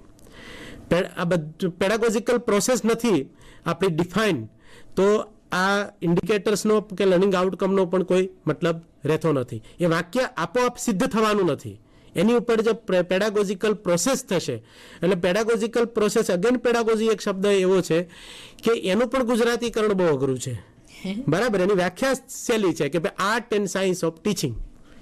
આપણે આગળના સેશનમાં પણ વાત કરી. બરાબર. પણ આપણા શબ્દોમાં એને આપણે વ્યાખ્યાયિત કરવો, હું મારા શબ્દોમાં કરું છું. બરાબર. કે અધ્યયન અધ્યાપન પ્રક્રિયા, બહુ સરળ શબ્દોમાં સમજવું હોય કે અધ્યયન અધ્યાપન પ્રક્રિયા, શીખવાની અને શીખવવાની જે પ્રક્રિયા આપણે ડિફાઇન કરી અને પેડાગોજી કહી શકાય. બરાબર. એમાં થોડું વિજ્ઞાન આવે, થોડી કળાઈ આવે, એ રીતે આપણે નક્કી કરી શકીએ. હવે તમારે લોન્જિટ્યુડ લેટિટ્યુડ એટલે કે અક્ષાંશ અને રેખાંશ તમારે શીખવવા છે, તો એના ઇન્ડિકેટર્સ તમે નક્કી કર્યા. હવે એ ઇન્ડિકેટર્સને આધારે તમારી અધ્યયન અધ્યાપન પ્રક્રિયા નક્કી થશે, તમારી પેડાગોજિકલ પ્રોસેસ નક્કી થશે. અને લર્નિંગ આઉટકમ આગળ એમ થાય ને કે ભાઈ પહેલાં મને પણ આ પ્રશ્ન વારંવાર આવતો કે સામાન્ય હેતુ પહેલાં આવતા, પછી વિશિષ્ટ હેતુ આપણે બીએડમાં ભણાવવામાં આવતા, પછી નવી ટર્મ આવી દેટ ઇઝ લર્નિંગ આઉટકમ. તો સેજે એવો પ્રશ્ન થાય કે લર્નિંગ આઉટકમને આમાં શું ફરક, એમ જે આગળ આપણે ભણતા એ ખોટું હતું અને લર્નિંગ આઉટકમ જ સાચું છે, તો એમાં ફરક શું છે? લર્નિંગ આઉટકમ મિત્રો એક એવો મુદ્દો છે કે એમાં પેડાગોજિકલ પ્રોસેસ હોય, એ ડિફાઇન હોય. તમારી પેડાગોજિકલ પ્રોસેસ તમે ડિફાઇન નથી કરી. ડિફાઇનનો અર્થ એવો થાય કે તમે એ પેડાગોજિકલ પ્રોસેસ લખી નથી કે નક્કી નથી કરી, તો લર્નિંગ આઉટકમનો કોઈ મતલબ રહેતો નથી. લર્નિંગ આઉટકમ રાધર ગણાતું જ નથી એમ. બરાબર. એટલે learning outcome is a package, એક આખું એક પેકેજ છે. બરાબર. આપણે સેલરીનું પેકેજ હોય ને કે તમારું ક્વાર્ટરનું પણ એમાં આવી જાય, તમારું ડ્રાઈવરનું પણ બધું એમાં આવી જાય, એ પેકેજ એ રીતે એવું ગણી શકાય. બરાબર. તો લર્નિંગ આઉટકમ છે એક પેકેજ છે. એ પેકેજમાં લર્નિંગ આઉટકમનું જે સ્ટેટમેન્ટ છે એ ખુદ સામેલ છે, એની પછી એના ઇન્ડિકેટર્સ સામેલ છે, અને ઇન્ડિકેટર્સના આધારે તમે આખી એક અધ્યયન અધ્યાપન પ્રક્રિયા જે તમારી પેડાગોજિકલ પ્રોસેસ થાય, એ પેડાગોજિકલ પ્રોસેસ એ આપણે એની ઉપર કરવાની હોય. બરાબર. એટલે કોઈ લર્નિંગ આઉટકમનું આપણે વર્ગીકરણ કરવું હોય અને વિભાજન કરવું હોય તો આ રીતે કરવું પડે કે પહેલા કરિક્યુલર એક્સપેક્ટેશન શું છે એ બધા જ ટેક્સ્ટબુકમાં આપણે શોધવાના નથી, આપેલા છે. દરેક વિષયના આપેલા છે, દરેક ધોરણના આપેલા છે, એ આપણે શોધવાના નથી. આપણને આપેલી છે લર્નિંગ આઉટકમ આપેલી છે, ઇન્ડિકેટર્સ, ને ઇન્ડિકેટર્સ જો આપણા સ્પષ્ટ નહીં હોય તો આપણે પેડાગોજિકલ પ્રોસેસ વ્યવસ્થિત કરી શકતા નથી. તો મારે ખાલી શબ્દ તો લર્નિંગ આઉટકમમાં બે જ લખ્યા કે અક્ષાંશ અને રેખાંશ. મારે અક્ષાંશની વ્યાખ્યા આપી દેવાની, રેખાંશની આપી દેવાની, મારું કામ પૂરું થઈ ગયું. પણ નહીં, એની સાથે જોડતા ઘણા મુદ્દા છે કે ભાઈ બાળકોને એવું પણ કહેવાનું છે કે ભાઈ પૃથ્વીના ગોળા ઉપર અક્ષાંશ દર્શાવે, પૃથ્વીના ગોળા ઉપર વિષુવવૃત્તને ટચ કરે, એ લાઈનને આંગળીથી એ બતાવે. બરાબર. એટલે એ તમે ઇન્ડિકેટર્સ નક્કી કર્યા છે તો બાળક એ કહી શકશે. એટલે પેડાગોજિકલ પ્રોસેસ પણ આપણી એકદમ સ્પષ્ટ અને વ્યાખ્યાયિત હોવી જોઈએ. મને લાગે કે મારે થોડું પીપીટીના માધ્યમથી કહેવું હતું, પણ મને જે એક જે એનો જે તાર્કિક ક્રમ મને જે યોગ્ય લાગ્યો એ આ પ્રકારનો ક્રમ આપણે વિચારવાનો રહે. અને મિત્રો સાથે તાલીમમાં પણ ઘણી વખત વાત થતી હોય, આ પ્રક્રિયામાં જો આપણે આગળ વધીએ તો એક સારી રીતે એક આપણી જે ટીચિંગ લર્નિંગની પ્રક્રિયા હોય એને વધારે સારી રીતે આપણે કરી શકીએ. પાર્થિશભાઈ, મને લાગે છે કે તમે એક લર્નિંગ આઉટકમની એક સુંદર મજાની પ્રક્રિયા અને એની વાત કરી દીધી છે. અને શિક્ષક મિત્રો પાસે આમ તો લર્નિંગ આઉટકમની એક યાદી છે અને આપણે પ્રમાણમાં નસીબદાર માણસો પણ છીએ કે આપણા હાથમાં લર્નિંગ આઉટકમ લખેલા આવે છે. એટલે આજે આપણે જોઈ શકીએ છીએ. એક જમાનો હતો કે અભ્યાસક્રમ કે લર્નિંગ આઉટકમ શું છે એ શિક્ષકો પાસે પહોંચવામાં વાર લાગતી હતી અથવા તો એક દૂર અંતર હતું અને પાઠ્યપુસ્તક જ ભગવદ્ ગીતા બની જતી હતી. આજે સરસ થયું છે કે આપણા હાથે લર્નિંગ આઉટકમ છે. મને લાગે છે કે એનસીઆરટી નો એક નાનકડો વિડીયો પણ એક તૈયાર થયો છે. બરાબર ને? આભાર તમારો કે એ વિડીયો મિત્રો વિડીયો છે એ પણ આપણે જોઈએ તો આપણે જે વાત કરીએ છીએ ને આપણે જે સમજ કેળવવા ઈચ્છીએ છીએ એ આપણે વધારે સ્પષ્ટ કરી શકીએ. અને એ લર્નિંગ આઉટકમનો વિડીયો અહીંથી અમે તમારી માટે ડિસ્પ્લે કરીએ છીએ કે જેથી કરીને તમે એ વિડીયો જોઈ અને જેમાં એ આપણને લગભગ 8-10 મિનિટની અંદર એ લર્નિંગ આઉટકમની ખૂબ સરસ રીતે સમજૂતી આપી છે. તો એ સમજૂતી આપણે જોઈએ અને એના વિડીયોને આપણે જોઈશું. તો તૈયાર વિડીયો અમે સ્ક્રીન ઉપર ગોઠવી રહ્યા છીએ તમારી સામે અને વિડીયો તૈયાર થઈ જશે એટલે તમને અત્યારે અમે પ્રદર્શિત કરવા જઈ રહ્યા છીએ. તો તૈયાર? हाँ बता दिए जी. पहले तो ये डॉक्यूमेंट इंग्लिश और हिंदी दोनों में बनाया गया है जी मैम. और भाषाओं में ये डॉक्यूमेंट है और भाषा को जहाँ तक बहुत कोशिश करी गई है कि भाषा इसकी क्लिष्ट और जटिल ना हो जी. कंटेंट के ऊपर बहुत ज्यादा, कंटेंट के अलावा कॉम्पिटेंसी पर हम लोगों ने बहुत ज़्यादा जोर किया है क्योंकि आगे आने वाले समय में कॉम्पिटेंसी डेवलप कर, कॉम्पिटेंसीज के यदि बच्चा डिफ्रेंशिएट कर पाता है, क्लासिफाई कर पाता है, एनालाइज कर पाता है, किसी चीज़ को इंटरप्रेट कर पाता है तो वो किसी भी कंटेंट को कर सकता है जी. और यदि उसमें ये कैपेबिलिटी नहीं है, सिर्फ वो कंटेंट से रिलेटेड उसका हिस्सा आंसर कर सकता है, उस कंटेंट से रिलेटेड क्वेश्चन दे सकता है, तो आगे आने में उसके लिए थोड़ा सा बहुत ज्यादा डिफिकल्टी होती है. आगे हायर स्टेजेस में, हायर क्लास बिल्कुल में समस्या आएगी. कॉम्पिटिटिव एग्जामिनेशन उसे फेस करने होते हैं आफ्टर 12th. तो and he or she has to go for work now in the field of vocation. He or she may choose a vocation, right, choose a stream in class 11th, right. So these competencies help them in deciding their career and these competencies are also very useful. Right. Then it has the document is competency based और जिसके बारे में अभी मैंने थोड़ा आपको विस्तार से थोड़ा बताया अभी. और इसमें सारे ही नेशनल और सोशल कंसर्न्स, नेशनल और सोशल कंसर्न्स जैसे कि उनको भी जगह जगह अलग से नहीं, साथ ही में इसको एम्बेड किया गया है, बुना गया है. They have been weaved in like कौन कौन से कंसर्न्स, मुख्य कंसर्न्स जो हम लोगों ने किए हैं, that is constitutional values, gender के मुद्दे, इंक्लूजन के मुद्दे को यूज किया हम लोगों ने इसमें साथ में वीव इन किया है. प्रोटेक्शन ऑफ एनवायरनमेंट और एटीट्यूड टुवर्ड. पूरे दस्तावेज को जब आप बैठकर पढ़ेंगे या आप जिस विषय के टीचर हैं आप उसको पढ़ना चाहेंगे तो आपको ये पता चलेगा कि मेरे विषय में कौन कौन सी स्किल्स की आवश्यकता है. हमने वहाँ एड्रेस करने की कोशिश करी है. आप देखेंगे बार बार हम प्रॉब्लम सॉल्विंग की बात कर रहे हैं, ऐसी सिचुएशंस को देने की बात कर रहे हैं जहाँ पर चिल्ड्रन आर coaxed और या children are given situation that they think for a solution. और साथ में ये भी फ्लेक्सिबिलिटी बार बार हम कह रहे हैं कि टीचर्स हैज टू इनकॉर्पोरेट और आदर करना है मल्टीपल थॉट्स और मल्टीपल सॉल्यूशंस का. राइट. इस डॉक्यूमेंट में और problem solving skills, critical thinking skills, इन सारी ये स्किल्स और बच्चों की क्रिएटिविटी, जहाँ कहीं पे भी अलग कोई बच्चा कर रहा है, क्रिएटिव कोई चीज़ कर रहा है, क्रिएटिविटी को नर्चर करने की भी बात पूरे पेडागोजिकल प्रोसेस में इस डॉक्यूमेंट में थ्रू आउट हमने कही है. फिर सस्टेनेबल डेवलपमेंट गोल 4.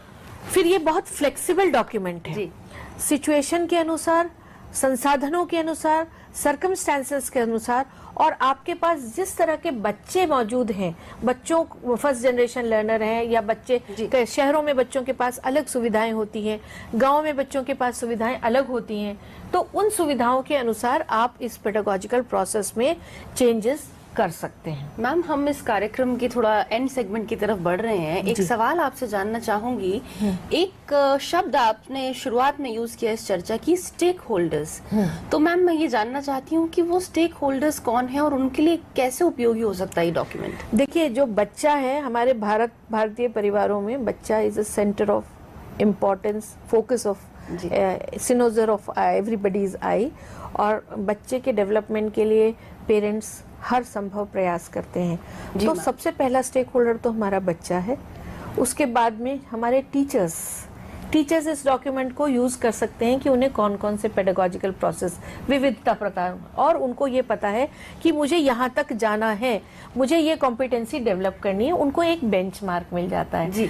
पेरेंट्स को मिल जाता है कि मेरे बच्चों को इतना तो आना चाहिए, मैं देखूं इनमें ये कॉम्पिटेंसी डेवलप हुई है कि नहीं, ये चीज़ों में डिफ्रेंशिएट कर पाते हैं, ये इंटरप्रेट कर पाते हैं, ये एनालाइज कर पाते हैं, इररेस्पेक्टिव ऑफ द सिचुएशन। जी मैम।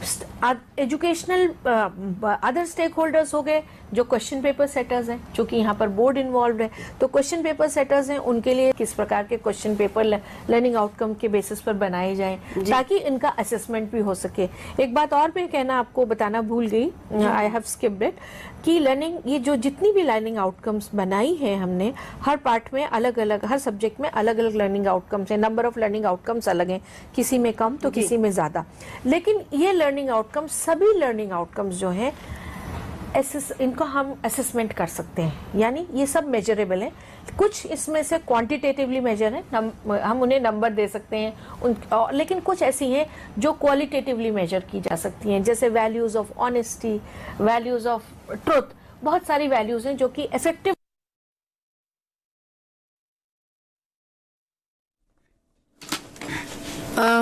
हमने एक बहुत महत्वपूर्ण यहाँ पे वीडियो देखा जो एनसीईआरटी की एक रीडर मैडम हमारे साथ चर्चा कर रही थी कि लर्निंग आउटकम किस तरह से एक हमारा जो जोड़ है, शिक्षकों का जोड़, एक बच्चा नहीं, एक क्लासरूम नहीं, बच्चों के पेरेंट्स तक, क्योंकि वो एक ऐसा स्टैंडर्ड डॉक्यूमेंट बन जाता है जो सबके लिए अवेलेबल है और सब समझ सकते हैं कि हमें बच्चे को कहाँ तक पहुंचाना है। बलदानिया भाई ने एक बात की थी करिकुलर एक्सपेक्टेशन की, जो बहुत मोटे लेवल पे, जिसको उन्होंने हेतु बोला, जो कि जब हम पूरे अभ्यासक्रम को देखते हैं तो हमारा अभ्यासक्रम कई स्टेजेस में बटा है, जो बहुत आम शब्द आप और हम यूज करते हैं। फॉर एग्जांपल लोअर प्राइमरी अपने आप में एक स्टेज है, अपर प्राइमरी एक दूसरी स्टेज है। आज हम जो अपर प्राइमरी के स्टेज की बात कर रहे हैं उसके अपने आप में काफी सारे करिकुलर हेतु हैं। उन हेतु तक कुछ ऐसे लर्निंग आउटकम्स होते हैं जो हमको उन हेतु तक पहुंचाने में बहुत ज्यादा कारगर सिद्ध होते हैं। तो अक्सर शिक्षक के तौर पे आपके पास शायद ऐसे लर्निंग आउटकम लिस्ट में होगा जो 6th के कॉलम में भी लिखा है, 7th के कॉलम में भी लिखा है और 8th के कॉलम में भी लिखा है। काफी सारी चीजें ऐसी हैं जो 3 साल, क्योंकि ये एक स्टेज है, बच्चा आपके पास 3 साल के लिए है, तो आपके पास 3 साल का समय है बच्चे को वहां तक पहुंचाने के लिए। तो ऐसे जो लर्निंग आउटकम्स हैं वो एक, अगर पहले से हम उस पर थोड़ा ध्यान दें तो हमें 3 साल मिल रहा है, और आप उसके इंडिकेटर्स देखेंगे तो 6th के लिए अलग लेवल का इंडिकेटर है, 7th के लिए अलग है और 3rd के लिए, 8th के लिए अलग तरीके का है। ये बात हुई एक लर्निंग आउटकम की। अगर मैं आपके साथ एक उदाहरण, ऐसा सामाजिक विज्ञान के ऐसा लर्निंग आउटकम का एक उदाहरण लेना चाहूं तो एक अध्ययन निष्पत्ति ऐसी है जो 6th, 7th, 8th तीनों में आती है, जिसमें ये एक है कि बच्चा अपने आसपास के समाज को समझ सके, समाज से जुड़ी समस्याओं और मुद्दों को भी समझ सके, और अंततः उन मुद्दों में अपनी स्थिति और अपनी सोच के अनुसार उसके कुछ सॉल्यूशंस दे सके। तो बलदानिया सर, ये एक ऐसा आउटकम है जो 6th, 7th, 8th तीनों में चलता है। अगर हम इसके कुछ उदाहरण देखना चाहें तो वो उदाहरण शायद 6th के लिए अलग हो सकते हैं। इंडिकेटर और एक पेडागोजिकल प्रक्रिया की, अध्ययन और अध्यापन के प्रक्रिया की बात जो बलदानिया सर ने कही वो अलग हो सकता है। उदाहरण के तौर पे देखना चाहे तो 6th में शायद ऐसा हो कि बच्चा अपने ही परिवार में अलग अलग पात्रों और उनकी पोजीशन को समझने की कोशिश कर रहा है। ग्रैंड पेरेंट्स हो, पेरेंट्स हो, सिबलिंग्स हो। शायद 7th में बच्चे को अपने आसपास के गांव या अपने राज्य के स्तर की बातचीत उसी समाज से जुड़ी हो रही हो कि समाज में कैसे पात्र हैं, उसमें किस तरीके की समस्याएं हैं। 8th होते होते शायद वैश्विक स्तर का जो समाज है उसकी एक शुरुआत हो जाती है, जो आगे जाके 9th, 10th, 11th, 12th में डेवलप होती है, लेकिन उसकी शुरुआत हो जाती है। मैं उदाहरण अगर दूं तो ग्लोबल वार्मिंग एक ऐसा इश्यू है जो एक वैश्विक स्तर की समस्या है। आज सामाजिक समस्या वो उतनी है जितनी कि वो इकोलॉजिकल या पर्यावरण से जुड़ी समस्या है। तो वो ये ऐसे भी हमारे अभ्यासक्रम में आपको शिक्षक के तौर पे ऐसे उदाहरण मिलेंगे जो 3 साल आपको मिलते हैं वहां तक बच्चे को पहुंचाने के लिए, और इस स्टेज पे लाने के लिए कि जब 9वीं और 10वीं में बच्चा जाए तो एक इंडिपेंडेंट लेवल पे काम करने के लिए उसके अंदर क्षमताएं हो। ये एक बात आपके साथ शेयर करनी थी।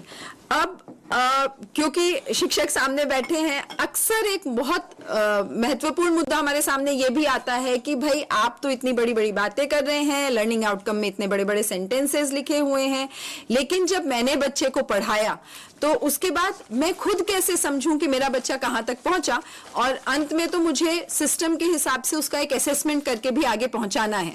तो पार्थिश, आप ओपन एंडेड लर्निंग या ओपन एंडेड लर्निंग आउटकम्स, जिसमें ये लिखा है कि वैश्विक स्तर की समस्या को समझ सके, समस्या का नाम नहीं लिखा है, ग्लोबल वार्मिंग तो उसका एक उदाहरण है, ऐसे अगर मुद्दों को क्लासरूम में एक शिक्षक के तौर पे मित्र हमारे डील कर रहे हो तो कुछ असेसमेंट, उसका इवेल्युएशन कैसे किया जाए, उस पर आप कुछ बात करना चाहेंगे? એટલે મારે જો તમે મને એમ કહો કે મારે ઓપન એન્ડેડ સવાલો હોય અથવા તો મારી ક્ષમતા, મારો અધ્યયન નિષ્પત્તિ છે એ મારી મુક્તની વાત કરતા હોય તો મારે એની અંદર વિષય વસ્તુ, ઉદાહરણ એક લઉં, તમે એક્સટેમ્પર પૂછ્યું ત્યારે કે ભાઈ એક સમસ્યા છે કે બાળકીઓ એટલે કે બહેનો ભણે છે કે નથી ભણતા, અથવા એક સામાજિક સમસ્યા છે, પણ એક વ્યસન છે એ બીજી સમસ્યા છે, અને કોરોના જેવી મહામારી એ કંઈક ત્રીજી સમસ્યા છે, એક વૈશ્વિક સમસ્યા છે જ્યારે બીજી બે સ્થાનિક સમસ્યા છે। જ્યારે એના વિશે ભણવું હોય અને એનું એસેસમેન્ટ જો મારે કરવું હોય તો હું કોરોના હોય કે વ્યસન હોય કે મહિલા છે એનું, એટલે કે બહેનોનું ભણતર છે એની યારે સમસ્યાનું, એટલે એના ઉપર એસેસમેન્ટ નહીં કરું, પણ એ જાણવા માટે મેં કઈ પ્રક્રિયા કરી છે એ પ્રક્રિયાનું એસેસમેન્ટ કરીશ। કારણ કે જો હું એ પ્રક્રિયાનું એસેસમેન્ટ કરીશ તો કાલે સવારે એ વિદ્યાર્થી ભવિષ્યમાં આગળ જશે અને ત્યારે કદાચ એની પાસે દારૂની સમસ્યા હશે તો એ સમસ્યા માટે થઈને પણ, કારણ કે એને પ્રક્રિયા જો બરાબર કરી હશે તો એ ઉકેલ લાવી શકશે। તો મારી દૃષ્ટિએ જ્યારે એસેસમેન્ટ કરે છે ત્યારે આવી જે અધ્યયન નિષ્પત્તિ છે કે જે थोड़ा टाइम लग रहा है, कुछ થઈ ગયો છે, પણ ફોન જ્યારે તમે કરશો ત્યારે એક યાદ રાખજો, આપ જે જગ્યાએ બેઠા છો ત્યાંનું જે ટીવી હોય કે આપનો મોબાઈલ હોય એનું વોલ્યુમ છે ઓછું કરી નાખજો, જેથી અહીંથી અમે આપનો અવાજ સાંભળી શકીએ। અને જોડે પાર્થિશભાઈ શાળાનું નામ, એમનું નામ બોલો તો પણ સારું રહેશે। ओके, तो जब तक प्रश्न आता है, अध्ययन निष्पत्ति की जो बात कर रही थी उसको हम फटाफट क्लोज करने की कोशिश करें। તમારી વાત ચાલે ત્યારે હું કહી દઉં કે જો કોઈનો પ્રશ્ન આવે તો તમે સીધો ડિસ્પ્લે કરી દેજો, અમે અમારી મેળે ગોઠવાઈ જઈશું। तो कुछ अध्ययन निष्पत्ति ऐसी हैं जो ओपन एंडेड है, उसका असेसमेंट एक प्रकार का होता है और वो कंटेंट बेस्ड, फिर हम उसमें असेसमेंट नहीं करेंगे।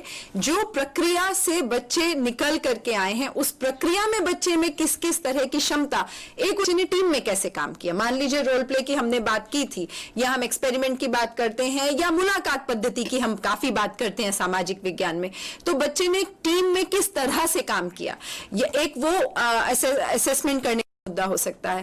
एक ये हो सकता है कि बच्चे के अंदर लीडरशिप स्किल्स कैसी डेवलप हो रही हैं। कुछ लोग होते हैं जो टीम में एक टीम लेवल पे बहुत अच्छा जुड़ते हैं, उसी टीम में कुछ लोगों के अंदर क्षमताएं होंगी जो एक नेता की बहुत अच्छी डेवलप होती हैं। शायद प्रश्न आ गया। हाँ, प्रश्न આવી ગયો છે આપણે। જી, हेलो,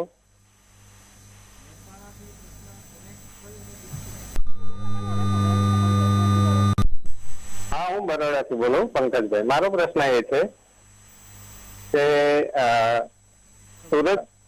સૂરજનો જે સમયગાળો છે, એટલે કે સવારનો ટાઈમ અને સાંજનો ટાઈમ અને બપોરનો ટાઈમ, એટલે કે 12 થી 3 વચ્ચેનો જે સમયગાળો છે એ આપણને લાંબો લાગતો હોય છે, તો શું આ ખરેખર લાંબો છે કે એટલે કે વાસ્તવિક છે કે ખાલી આભાસી છે? Thank you sir. બોલો। शायद आपको प्रश्न रिपीट करना पड़ेगा।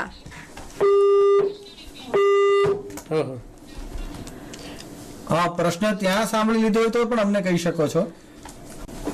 અચ્છા, તો આપ જે પ્રક્રિયા કરતા હતા એ મુદ્દાની અંદરથી હું એવું સમજ્યો કે આ આખી જ્યારે પ્રક્રિયા થાય છે, જ્યારે ખાસ કરીને ઓપન એન્ડેડ મારી ક્ષમતા હોય છે ત્યારે એ ક્ષમતાની અંદર, જેમ કે તમે નેતૃત્વ કીધું તો નેતૃત્વ એક વ્યક્તિગત ક્ષમતા થઈ છે। કેટલાક વિદ્યાર્થીઓ સારું નોંધી શકતા હોય તો એ બાળકોની નોંધવાની ક્ષમતા જે છે તો એ કયા બાળકની કઈ ક્ષમતા છે એ પણ હું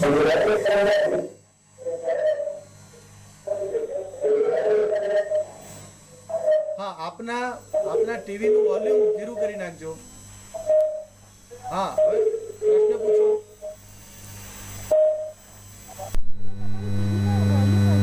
મને લાગે છે કોઈ ટેકનિકલ કારણ. હેલો, હા મેં મ્યુટ કરી દીધું. હા પ્લીઝ પૂછો. હા, નમસ્કાર સર. નમસ્કાર. પંકજ પ્રજાપતિ બોલું વડોદરાથી. હાજી પંકજભાઈ, બોલો બોલો. મારો પ્રશ્ન તમે રિપીટ કરવા કીધું એટલે ફરીથી કહું છું હાજી. કે આપણો જે સમયગાળો છે દિવસ દરમિયાનનો, હા, એમાં સવારનો ટાઈમ અને સાંજનો ટાઈમ, એના સિવાયનો 12 થી 3 નો જે સમયગાળો છે હા. એ આપણને લાંબો લાગતો હોય છે. ઓકે. તો શું આ વાસ્તવિક છે કે ખાલી આભાસી? કારણ કે સાયન્સ એવું કે છે કે સૂરજના કિરણને અથવા પ્રકાશને હા એક માધ્યમમાંથી બીજા માધ્યમમાં પ્રવેશે ત્યારે લંબથી દૂર જાય છે. હા. તો આની પર પ્રકાશ પાડવા વિનંતી. ઓકે પ્રકાશભાઈ, તમારો પ્રશ્ન, પંકજભાઈ તમારા પ્રશ્ન માટે આભાર. અને આપણે તમારા પ્રશ્નને જરા જુદી રીતે પણ સમજીએ.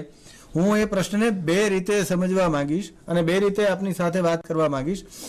એક મુદ્દો એ છે કે બપોરના સમયમાં ખરેખર સમયગાળો વધારે જાય કે ઓછો જાય. હવે અત્યારે આપણે જે ઘડિયાળ વાપરીએ છીએ, કારણ કે આમાં બે ભાગ એટલા માટે, એક છે મારો હકીકતનો સમય, એટલે કે સૂર્યને માની લો કે 12 વાગે હું બરાબર માથા ઉપર જોઉં છું અને 3 વાગે છે એ મારે 45 ડિગ્રી પશ્ચિમમાં જોઉં છું, તો એ 45 ડિગ્રી પશ્ચિમમાં કાપતા લાગેલું અંતર, બીજું એમાં આવેલો સૂર્યપ્રકાશ અને ત્રીજી મારી ઘડિયાળ, આ 3 મુદ્દા એની સાથે જોડાયેલા છે.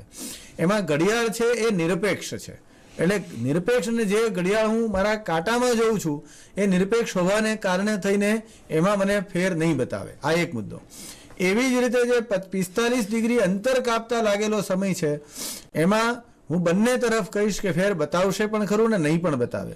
સામાન્ય સંજોગોમાં નહીં બતાવે, પરંતુ એ વખતે પૃથ્વીની સ્થિતિ અને એ જ રીતે સૂર્યની સ્થિતિ જોતા એ અંતર ક્યારેક જુદું જુદું સમય કાપવામાં લાગી શકે. ઉદાહરણ તરીકે તમે ક્યાંક વાંચતા હો તેમ લખ્યું હોય કે આજે કોઈ ગ્રહ વક્રી છે.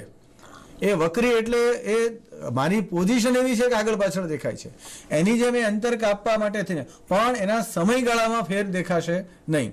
હવે રહ્યો સવાલ, જે ત્રીજો સવાલ જે વચ્ચો, કે પ્રકાશનું જ્યારે કિરણ આવે છે ત્યારે પ્રકાશના કિરણ વાંકું વળે, જ્યારે ક્ષિતિજ ઉપર હોય ત્યારે વધારે વાંકું વળે, તો એનો અર્થ એમ થયો કે એના દેખાવાના ભાગમાં ફેર પડે. તો ક્ષિતિજમાં જ્યારે છે એ લાંબો સમય દેખાઈ શકે, અથવા તો એવી રીતે થાય જ્યારે ઉપર જાય ત્યારે ઓછો સમય દેખાય એવું બની શકે. પણ બપોરનો સમય જે લાંબો લાગે છે એને ઘડિયાળ સાથે સંબંધ નથી, એને કદાચ વધારે પડતો મનોવિજ્ઞાન સાથે સંબંધ છે, આવું મારી સમજ છે.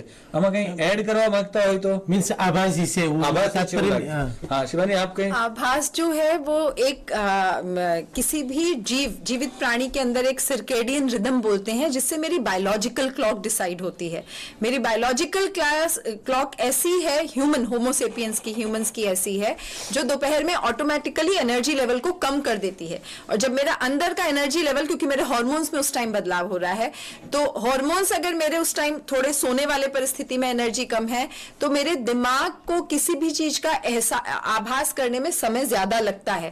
और मुझे ये लगता है कि पृथ्वी जिस स्पीड पे चल रही है शायद वो धीमी हो गई है, क्योंकि सूर्य की किरणें बहुत धीरे धीरे अस्त हो रही हैं. वो कहीं मेरी बायोलॉजिकल से जुड़ा हुआ मुद्दा है. हाँ, भावनगरना मित्र सवाल पूछवा માટે. ભાવનગર જિલ્લાના તળાજા તાલુકાની દેવળિયા પ્રાથમિક શાળામાં છું. નમસ્તે.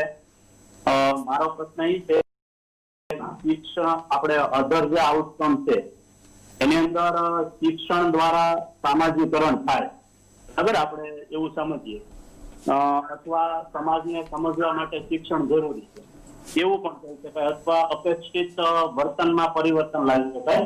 આ બધા મુદ્દાઓને સંકલન કરીને હું એવો જ પ્રશ્ન કરી શકું કે તો આ શિક્ષણ દ્વારા શિક્ષણ મેળવ્યા પછી આપણા રાજ્યને કે દેશમાં એવી ઘણી બધી સામાજિક ઘટનાઓ બને, દાખલા તરીકે વ્યસનને કારણે છે, અથવા રેપના જે કેસો છે, અથવા શોષણના જે પ્રશ્નો છે, આ બધા પ્રશ્નો ઘટવા જોઈએ. જો આમાં મૂળમાં જઈએ તો શિક્ષિત વ્યક્તિ જ આમાં મોટા ભાગે જવાબદાર હોય એવું બની શકતું હોય, તો આમાં ઘટાડો થતો કેમ નથી? કે એ લોકો સમજી નથી શકતા શિક્ષણને, આમાં શું હોઈ શકે? આપનું નામ સાહેબ કહેશો? મને નામ સમજાણું નથી. સોલંકી પ્રવીણભાઈ. હા, ઓકે પ્રવીણભાઈ, આપનો પ્રશ્ન મને ખ્યાલ આવ્યો. હું એની ચર્ચા જરા એક જુદી જગ્યાએ જઈને કરીશ અને પછી મને એમ લાગે છે આપણે મુદ્દા ઉપર પાછા આવશું. છેલ્લા થોડા વર્ષોના આપણે ડેટા લઈએ, માહિતી લઈએ, તો ભારત દેશની અંદર જેટલા પણ રાજ્યો જે છે એ રાજ્યોમાંથીને એનો ક્રાઇમ રેટ કેટલો છે એનો એક હું આંકડો તમારી સાથે ચર્ચા કરવા માંગીશ તો મૂકવા માંગીશ અને પછી આપણે એની ઉપર ચર્ચા કરીશું. 2018ની અંદર આપણા દેશની અંદર સૌથી વધારે ક્રાઇમ રેટ જે કહેવાય ને એનો બીજા નંબરનું રાજ્ય કેરાલા છે. બીજા નંબરનું, પહેલા નંબરનું દિલ્હી છે, બીજા નંબરનું કેરાલા છે અને 22મા નંબરે ઉત્તર પ્રદેશ છે અને 28મા નંબરે બિહાર છે. આ હું ક્રાઇમ રેટના આંકડા કહું છું તમને. હવે હું શિક્ષણના આંકડા આપું તો સૌથી વધારે શિક્ષણ આપણે બધા જાણીએ છીએ કેરાલામાં છે. હવે આમાં જ્યાં શિક્ષણ સૌથી વધારે છે એનો ક્રાઇમ રેટ વધારે કેમ? કદાચ મને લાગે છે બલદાણિયાભાઈ કે તમે આનો અંદાજ આપી શકો તો આપણે પ્રવીણભાઈના સવાલના જવાબ સુધી પહોંચી શકાય. શિક્ષણ અને ક્રાઇમ રેટ સીધો સંબંધ મને લાગે કે પાર્થેશભાઈ વધારે શિક્ષણ મેળવે અને વધારે ક્રાઇમ કરે એવું દેખાય, પણ એ કેવું વધારે પડતું છે? હા, એટલે હકીકતમાં શિવાની તમે मुझे कहीं ऐसा लगता है पार्थेश कि जो क्राइम रेट आपके पास पहुंचा, आपने जो भी रेफरेंस लिया हो वो किसी डेटा, किसी रिसर्च के आधार पर होगा और क्योंकि डेटा और रिसर्च के आधार पर है इसलिए मैं ऐसा मानती हूँ कि कहीं ना कहीं उसमें एक शब्द होना चाहिए रिपोर्टेड क्राइम. એક્ઝેક્ટલી. અને આ જે મુદ્દો છે પ્રવીણભાઈ આપણે સમજીએ એ ક્રાઇમ રેટ નથી પણ ક્રાઇમ રિપોર્ટિંગ રેટ છે. અને જેનું ક્રાઇમ રિપોર્ટિંગ રેટ છે એટલે કે જે પોલીસ પાસે નોંધાયેલા જે ગુના છે એની સંખ્યા છે. જેમ જેમ શિક્ષણ વધે છે એમ જાગૃતિ વધે છે અને જાગૃતિ વધે છે એમ દરેકને એમ લાગે છે કે આને મારે ક્રાઇમ કહેવાય, સહન નહીં કરું, મારે હું નોંધાવીશ પોલીસમાં. તો પોલીસમાં નોંધાવાની જે ક્ષમતા વધે છે અને એને કારણે આ દેખાય છે. એટલે આજે તમને એમ લાગે છે કે દિવસોને કારણે થઈને આપણી પાસે છાપાઓમાં વાંચીએ છીએ કે આવા ક્રાઇમ વધી રહ્યા છે.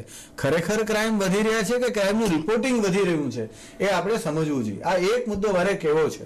બીજી વસ્તુ જે આપણે મને વાત કરી છે એમાં એ છે કે આપણી શિક્ષણ આપવાની પ્રક્રિયાના પણ થોડા સવાલો તો છે. આપણે એની સામે પણ થોડો વિચાર કરવો જોઈએ. કારણ કે જ્યારે સામાજિક વિજ્ઞાનની વાત કરતા હોઈએ ત્યારે હમણાં તમારા પ્રશ્નની થોડી વાર પહેલાં જ અમે લોકો એક ઓપન એન્ડેડની ચર્ચા કરતા હતા. જ્યારે બાળક શાળામાં આવીને 5 સવાલ પૂછે તો ત્યારે હું એમ કહું કે ના આવું કેમ પૂછાય. જ્યારે હું એમ કહીશ કે આ સવાલ કેમ પૂછાય અથવા તો હું કહીશ કે આમ હોય તો એ દિવસે દીદી એ બાળક મોટું થશે ત્યારે એ એમ કહેશે કે મને સવાલ પૂછવાના નહીં અથવા તો આ આમ જ હોય. આ માંથી બહાર લાવવા માટે આપણે એક ઓપન એન્ડેડ તરફ જવું જોઈએ એવી એક વાત છે. નવો પ્રશ્ન આવી ગયો છે. હા, નવો પ્રશ્ન આવી ગયો છે. હાજી હાજી, नमस्ते. नमस्ते साहब. हाँ, मैं दाहोद से बोल रहा हूँ. खास शिवानी मैम है, उनसे एक क्वेश्चन है मेरा. देवगढ़ बारिया तहसील लगती है, नानी जरी प्राइमरी स्कूल. તમારું નામ? जंगल, जमीन और बाढ़ के बारे में जब शुरुआत में आपने बात की हाँ जी, तो मैं बच्चों को समझाता हूँ कि शहरी इलाके में सबसे ज्यादा जब बारिश होती है तो शहरी इलाके में बाढ़ ज्यादा आती है और जो अपना ग्रामीण इलाका होता है उसमें बाढ़ का असर कम दिखता है. ओके, सही है, आगे बताएं. मैं आपका अपने नाम तरीके नहीं से बच्चों सुना. को समझाता हूँ पर शिवानी मैम आप मुझे इतना बताइए आप मुझे इतना बताइए कि मेरे को मेरे उस एज के बच्चों को समझना है तो किस तरह मैं उनको सबसे ज्यादा अच्छी तरह से समझा सकूंगा. ये तो जो हम आज बात कर रहे हैं ना सामाजिक विज्ञान की, कि किसी भी काम को करने का एक ही तरीका श्रेष्ठ हो कहीं शिक्षण जब इस दिशा में जाएगा तो शिक्षण की प्रक्रिया रुक जाएगी। इसलिए मैं आपको एक श्रेष्ठ तरीका बताऊं तो मुझे लगता है कि मैंने ही अपना आज मेरा यहाँ आने का जो पर्पस है उसको मैंने डिफीट कर दिया, उसको मैंने नकार सिद्ध कर दिया। पर फिर भी हाँ, आपके साथ आपने एक तो ये सोचा, इसके बारे में मुझे खुशी है। बहुत सारी चीजें, काफी कुछ निर्भर करता है। सर आपका नाम मैं नहीं सुन पाई, आई एम सॉरी। काफी कुछ निर्भर करता है कि आपकी क्लासरूम किस तरीके की है, आपके बच्चे किस तरीके की प्रक्रिया को यूज टू हैं। फॉर एग्जाम्पल, आप ऐसे शिक्षक हैं जो रियल लाइफ इश्यू को अक्सर अपने क्लासरूम में लाते हैं, तो एक बहुत अच्छा तरीका आपके पास है, वो है न्यूज़पेपर्स का। क्या मैं बहुत अलग बच्चों को ही ये प्रक्रिया करवाऊं कि पिछले 3 या 4 या 5 साल का जो डेटा है वो न्यूज़पेपर से ही ढूंढे, और कहां पे कितनी फ्रीक्वेंसी पे बाढ़ आई है या सूखा पड़ा है वो उसी डेटा में से निकालें, तो बच्चा उसमें खुद ढूंढेगा। रियल लाइफ इंफॉर्मेशन क्लास में आएगी, वो स्टैटिस्टिक्स, ग्राफ बनाने की प्रक्रिया, टेबल बनाने की प्रक्रिया, एवरेज ढूंढना, साथ साथ शायद बच्चा मैप सीखेगा कि देवरिया अगर आया तो मैप में कहां आया, या इलाहाबाद में बाढ़ आई तो इलाहाबाद कहां है, शहरी इलाका है, ग्रामीण इलाका है। तो एक तरीका तो सर ये भी हो सकता है। दूसरा तरीका ये भी हो सकता है कि हम क्लासरूम में शायद कुछ फिल्म्स के माध्यम से भी रियल लाइफ चीजें लाएं। बहुत सारे डॉक्यूमेंटेशन हैं जो फ्लड्स पे और सूखे पे आधारित हैं, तो वो एक दूसरा तरीका भी हो सकता है। और मैंने 2 तरीके सिर्फ ये आपके साथ शेयर करने के लिए कहा कि सर कोई तरीका श्रेष्ठ नहीं है। आपके बच्चे, आपका क्लासरूम, आपकी अपनी क्षमता के आधार पे शायद आप ऐसे मुद्दे क्लासरूम में करना चाहें। नવો પ્રશ્ન તૈયાર છે, પણ જોડે તમે જે કહ્યું છે ને ખાલી એવી રીતે કહી દઉં કે શહેરમાં વધારે બાળ આવે કે ગ્રામીણ વિસ્તારમાં આવે એ નિર્ણય બાળકો કરશે, એની માટે જરૂરી માહિતી આપણે પૂરી પાડીએ, એ ડેટા હોય, ફિલ્મ હોય, ગમે તે હોય તો વધારે સારું થાય। હા, નવો પ્રશ્ન તૈયાર છે અને આપણે નવા પ્રશ્નને સાંભળવા માટે અમે પણ તૈયાર છીએ। નમસ્કાર સાહેબ। હા નમસ્કાર। હા નમસ્કાર સાહેબ। હાજી। અમારો સાહેબ એક પ્રશ્ન એવો છે હા કે જ્યારે બાળકોને આપણે ઋતુચક્ર વિશેની સમજ આપતા હોય, હાજી, ત્યારે બાળકોના અમુક વરસાદ, તાપમાન, ભેજ આવું સમજાવતા હોય ત્યારે બાળકનો એવો પ્રશ્ન હોય કે ચોમાસામાં જ કેમ વરસાદ પડે છે। ઓકે, તો આને આપણે સારી રીતે સમજાવવું હોય બાળકને તો કઈ રીતે સમજાવી શકાય સાહેબ? ઓકે ઓકે, મને લાગે છે કે આ એક બહુ સરસ સવાલ છે ને એનો એક લાંબો જવાબ પણ છે। એની અડધી ચર્ચા અમે કરી ચૂક્યા છીએ, પણ મને એક બીજો વિચાર આવે છે કે એને જરા ઊંધી રીતે વિચારીએ તો કે જ્યારે વરસાદ એક સાથે પડે છે એટલે વરસાદના દિવસો પ્રમાણમાં વધારે હોય એવા ભાગને આપણે ચોમાસું કહીએ છીએ, નહીં કે ચોમાસું હોય ત્યારે વરસાદ પડે છે। એટલે આટલી સમજ જો બદલી નાખીએ તો એ સવાલને અમારે એવું વિચાર કરવો પડે કે આ સિઝનમાં જ શું કામ વરસાદ પડતો હોય છે। હવે મારે એવી રીતે વિચાર કરવો પડે, જેમ આપણે વાત કરી હતી કે હિમાલયવાળી જે આખી રેન્જ છે ત્યાં આપણા જે વાદળો જે તમે જોશો તો તમને ખ્યાલ આવશે કે હવે શિયાળો શરૂ થશે એટલે આપણો પવનની દિશા બદલાશે અને પવનની દિશા બદલાયા પછી છેક હોળી સુધી ચાલશે। આસપાસ છે પવનની દિશા વળી પશ્ચિમથી પૂર્વ તરફ શરૂ થશે અથવા તો નૈઋત્ય બાજુથી આવશે અને એ પવન જ્યારે આવશે ત્યારે એની સાથે ભેજ લાવશે, પણ ભેજ ઊંચો જશે પણ એ 6000 મીટર કરતાં ઊંચો નહીં જાય એટલે ઉપરનું લેયર ભરાતું જશે અને પછી બીજું લેયર, પછી બીજું લેયર, પછી બીજું લેયર, એમ કરતાં કરતાં જ્યારે બધા જ લેયર ભરાઈ જાય ત્યાર પછી એમાંથી વરસાદ વરસવાનું શરૂ થાય છે। પણ આ હું બોલું છું એક માત્ર કારણ નથી, કારણ કે વરસાદ વરસવા માટે શિવાની મને એમ છે કે 300 કરતા વધારે, લગભગ 315 એવું કઈ મેટની વેબસાઈટ કહે છે, 315 જેટલા પરિબળો છે એ વરસાદ વરસાવવા માટે અસરકારક છે।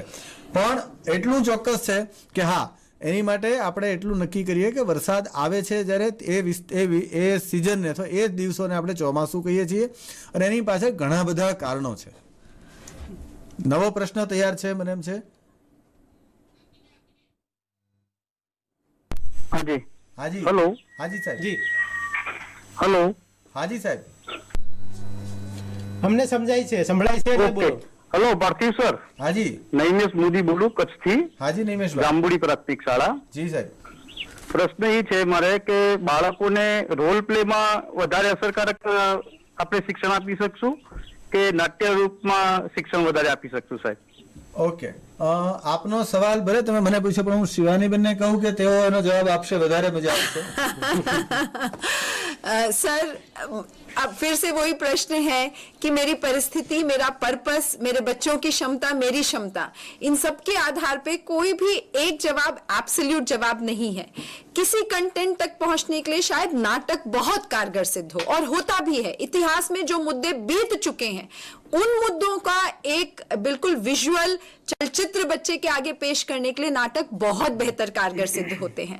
लेकिन आज की परिस्थिति या आने वाली परिस्थिति में आज मेरे एक समाज में लिए गए डिसीजन से आने वाले 25 साल में मेरे समाज में कैसा बदलाव आएगा, वो शायद नाटक उसके लिए बहुत कारगर सिद्ध नहीं हो, क्योंकि आप, मैं या आज हमारे समाज में कोई नहीं जानता कि 25 साल में इसकी वजह से क्या क्या बदलाव आ सकते हैं.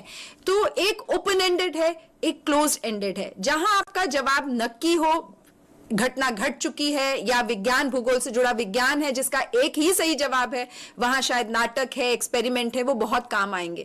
लेकिन नागरिक शास्त्र से जुड़ी हुई चीजें, आने वाले फ्यूचर से जुड़ी हुई चीजें ऐसी हैं जो ओपन एंडेड है, वहां शायद रोल प्ले बेहतर सिद्ध होगा. મને લાગે કે શિવાનીબેનને જે વાત કરી એ પ્રમાણે કે આમાં શિક્ષકની ભૂમિકા બહુ મહત્વની તો થઈ જાય, બહુ મહત્વની થઈ જાય કે આપણે કન્ટેન્ટનું શું કહેવાય, કન્ટેન્ટ કે કયા પ્રકારનું એનું વિષય વસ્તુ છે એના આધારે નક્કી થાય. બાકી અસરકારક તો બંને છે, બંને અસરકાર, બંને.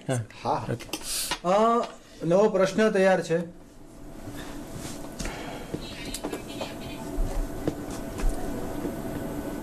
નમસ્તે સાહેબ. હેલો. હા, રાજકોટ થી બોલો છો? બોલો બોલો.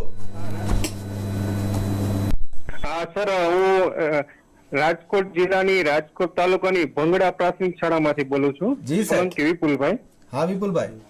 હવે સર, મારે એવો પ્રશ્ન એવો છે કે હું 3 ધોરણ ભણાવું છું, 4થું, 6થું અને 7મું. હવે બધા વિષયને સરખો ન્યાય મળી રહે એ માટે કંઈક નવીન આઈડિયા હોય, કંઈક નવીન વિચાર હોય તો સાહેબ મને જણાવશો, જે હેલ્પફુલ, મારા માટે હેલ્પફુલ થઈ શકે. હા, બહુ સરસ છે આપનો વાત છે ને. એમાં મને લાગે છે કે આજની મુદ્દો અડછત્તો પણ એને એ સંદર્ભે આવેલો હતો. જ્યારે અમે જે બીજા મુદ્દાની ચર્ચા કરી અને રોલ પ્લે વાળી ચર્ચા કરી, એ બંને વખતે એની વાત આવી હતી કે આપણે, હા, મારે જોવું જોઈએ કે મારા 6થા ધોરણની અંદર એ બાળકોને, માની લો કે ગ્રામ પંચાયતની વાત આવે છે, 7મા ધોરણમાં સંસદની વાત આવે છે, કે 4થા ધોરણની અંદર મારે પ્લાસ્ટિકની વાત આવે છે. હવે બે જગ્યાએ હું નાગરિક એટલે કે રાજનીતિ શાસ્ત્રનો જોઉં છું, એક જગ્યાએ પર્યાવરણનો મુદ્દો જોઉં છું. તો શું મારી ગ્રામ સભામાં પ્લાસ્ટિક ઉપર ચર્ચા થાય? હવે જ્યારે હું ગ્રામ સભામાં પ્લાસ્ટિક ઉપર ચર્ચા કરું છું ત્યારે હું 3ય ધોરણના મુદ્દાને કવર કરી લઉં છું. એટલે કે અહીંયા જેમ કે આજે રોલ પ્લેની વાત કરી, એમાં ઇકો ટુરિઝમની વાત કરેલી હતી. શું હું કોઈ એવા રોલ પ્લે, એવું નાટક, એવા મુદ્દાની વાત કરું કે જેની અંદરનો વિષય વસ્તુ 1 ધોરણનું હોય, પદ્ધતિ દ્વારા મારે બીજા વસ્તુનું નક્કી થતું હોય અને ત્રીજાને અસર કરતી હોય? શિક્ષક તરીકે આટલું વિચારી શકીએ ત્યારે મને લાગે છે કે મલ્ટીગ્રેડ કે બહુશ્રેણીય શાળા છે એને સારો ન્યાય આપી શકીએ. અને મારે એક અહીંયા કહેવું છે કે મલ્ટીગ્રેડ એટલે કે બહુશ્રેણીય શાળા, એને મર્યાદા નહીં સમજવી જોઈએ, એને ખાસિયત સમજવી જોઈએ. કારણ કે દુનિયાના તમામ વિકસિત દેશો, એમને ત્યાં 15 બાળકે એક શિક્ષક હોવા છતાં પણ એ લોકો બાળકને ભેગા કરીને શીખવે છે, સામે ચાલીને બહુશ્રેણીય બનાવે છે અને પછી શીખવે છે. કારણ કે ના વિષય, ના બાળક, એ ના અભ્યાસક્રમમાં કે પાઠ્યપુસ્તકમાં કે ઉંમરમાં જુદું છે. એ તો એક સળંગ પ્રક્રિયામાં જીવે છે. અને એ સળંગતાનો એક આભાસ થાય, એક પ્રક્રિયા એને મળે. એટલા માટે આપણે તેને ખાસિયત તરીકે જોઈશું તો વધારે સારું થશે. નવો પ્રશ્ન મને એમ છે તૈયાર છે. નમસ્કાર ભારતેશભાઈ. હાજી નમસ્કાર. હેલો, ભાવનગર થી બોલું છું. નમસ્કાર સાહેબ. નમસ્કાર, ભાવનગર થી બોલો. બોલો. ભાવનગર જિલ્લાના, ભાવનગર તાલુકાના પિત્તલપુર પ્રાથમિક શાળામાંથી બોલું છું. હાજી, પિત્તલપુર થી બોલો. બોલો સાહેબ. ટીવી થોડું ધીમું કરજો. હાજી. હા હા સાહેબ બોલો. ભારતેશભાઈ, તમે મારા બીએડ ના સાહેબ છો અને મારો પ્રશ્ન છે. હાજી. પેલું ટીવી આપણે જે રોલ પ્લે ની વાત થઈ, રોલ પ્લે ની અંદર જે બધા જોડાય છે એની અંદર રોલ પ્લે ની અંદર સરપંચ, ઉપસરપંચ સહિતના બધા જ લોકો એવા હોય છે કે જેને કંઈક ને કંઈક એની અંદર એનો સ્વાર્થ હોય છે. માત્ર એક શિક્ષક જ એ ગ્રામ સભાની અંદર એવી વ્યક્તિ હોય છે કે જેને કોઈ સ્વાર્થ હોતો નથી. હાજી. તો એ શિક્ષક છે એ પોતાનો પ્રતિભાવ છે એ ગ્રામ સભાની અંદર કેવો આપશે એના ઉપર થોડોક વિશેષ પ્રકાશ પાડો એવી. જી પ્રકાશ પાડો. સાહેબ, હું અહીંયા આપને બે વસ્તુ કહેવા માંગુ છું. તમે આખી એ રોલ પ્લે ના ઉદાહરણ લખ્યા હતા, એ એક ઉદાહરણ છે, એ હકીકત નથી. એક બીજી વસ્તુ એ છે કે એની અંદર તમે જોશો કે એમાં એક સિચ્યુએશન, એક પરિસ્થિતિ બાળકને આપેલી છે કે તમે દાખલા તરીકે શિક્ષિત મહિલા સ્નાતક છો અને સાસરે ગયેલા છો, તો તમે લાભાલાભ જાણો છો અને હવે તમે જાણતા હો તો તમે શું વાત કરશો? ટૂંકમાં દરેકને એના રોલ જે આપ્યા છે, માની લો કે હું એમ કહું કે શિક્ષક છે એટલે ત્યાં સરપંચ છે એનો પોતાનો સ્વાર્થ છે, તો બાળકના મનમાં જાણે અજાણે હું એ પણ શીખવાડી રહ્યો છું કે સરપંચ તો સ્વાર્થ હોય એ જ લોકો થાય, મારે એવું તો નથી શીખવાડવું. એટલે હું જ્યારે બાળકને જે અહીંયા એક્સપોઝર આપું છું એ વખતે મારે તો એક તટસ્થતા જાળવવા, અને એ તટસ્થતા જાળવવા માટે તમામ લોકોને તમે જોયા હશે, દરેકના રોલ છે એની જગ્યાના છે. દાખલા તરીકે અભણ વ્યક્તિ કે બેરોજગાર વ્યક્તિ હોય તો બેરોજગાર વ્યક્તિને બે જ ખ્યાલ આવે, એક મને નોકરી મળશે ને બીજું મને નહીં મળે. મળશે તો મને એક આશા હોય, નહીં મળે એના માટે મને ઘણા બધા કારણો હોય, લાગવગ છે, બીજું છે, ત્રીજું છે, એ હકીકત ન હોય પણ કદાચ એને એવું દેખાતું હોય. તો જે એક વ્યક્તિ અનુભવે છે એના અનુભવોનું અહીંયા મુદ્દાઓ મૂક્યા છે. એવી જ રીતે શિક્ષક છે, સરપંચનો વિદ્યાર્થી છે અને શિક્ષક આદર્શ છે. હવે આદર્શ કોને કહેવો? એ તો જે બાળક શિક્ષકનો રોલ નક્કી કરે છે એ નક્કી કરશે. એનો આદર્શ હું કહું એવો તો ન હોય તો એને આદર્શ ન કહેવાય. એને જાતે મેં કહ્યું એ મુજબ કરે છે. આદર્શ તો બાળક જાતે નક્કી કરે. એટલે આ રોલ પ્લેની સૌથી મોટી ખાસિયત છે દરેક બાળકને જાતે નક્કી કરવાનો, એ રોલનો અર્થઘટન કરવાની તક આપે છે. હા, નવો હાલો. હાજી સાહેબ, મોરબીમાંથી દિલીપભાઈ સદાતિયા બોલું છું. હાજી હાજી. મારો પ્રશ્ન સાહેબ એ છે, હાજી. સામાજિક વિજ્ઞાન આપણે ધોરણ 7, હા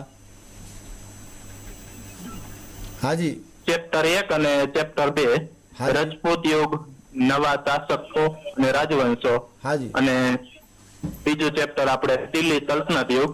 હા હા. મોટા ભાગના એમાં કન્ટેન્ટ એવું છે કે વિદ્યાર્થીને ઓળખવું પડે.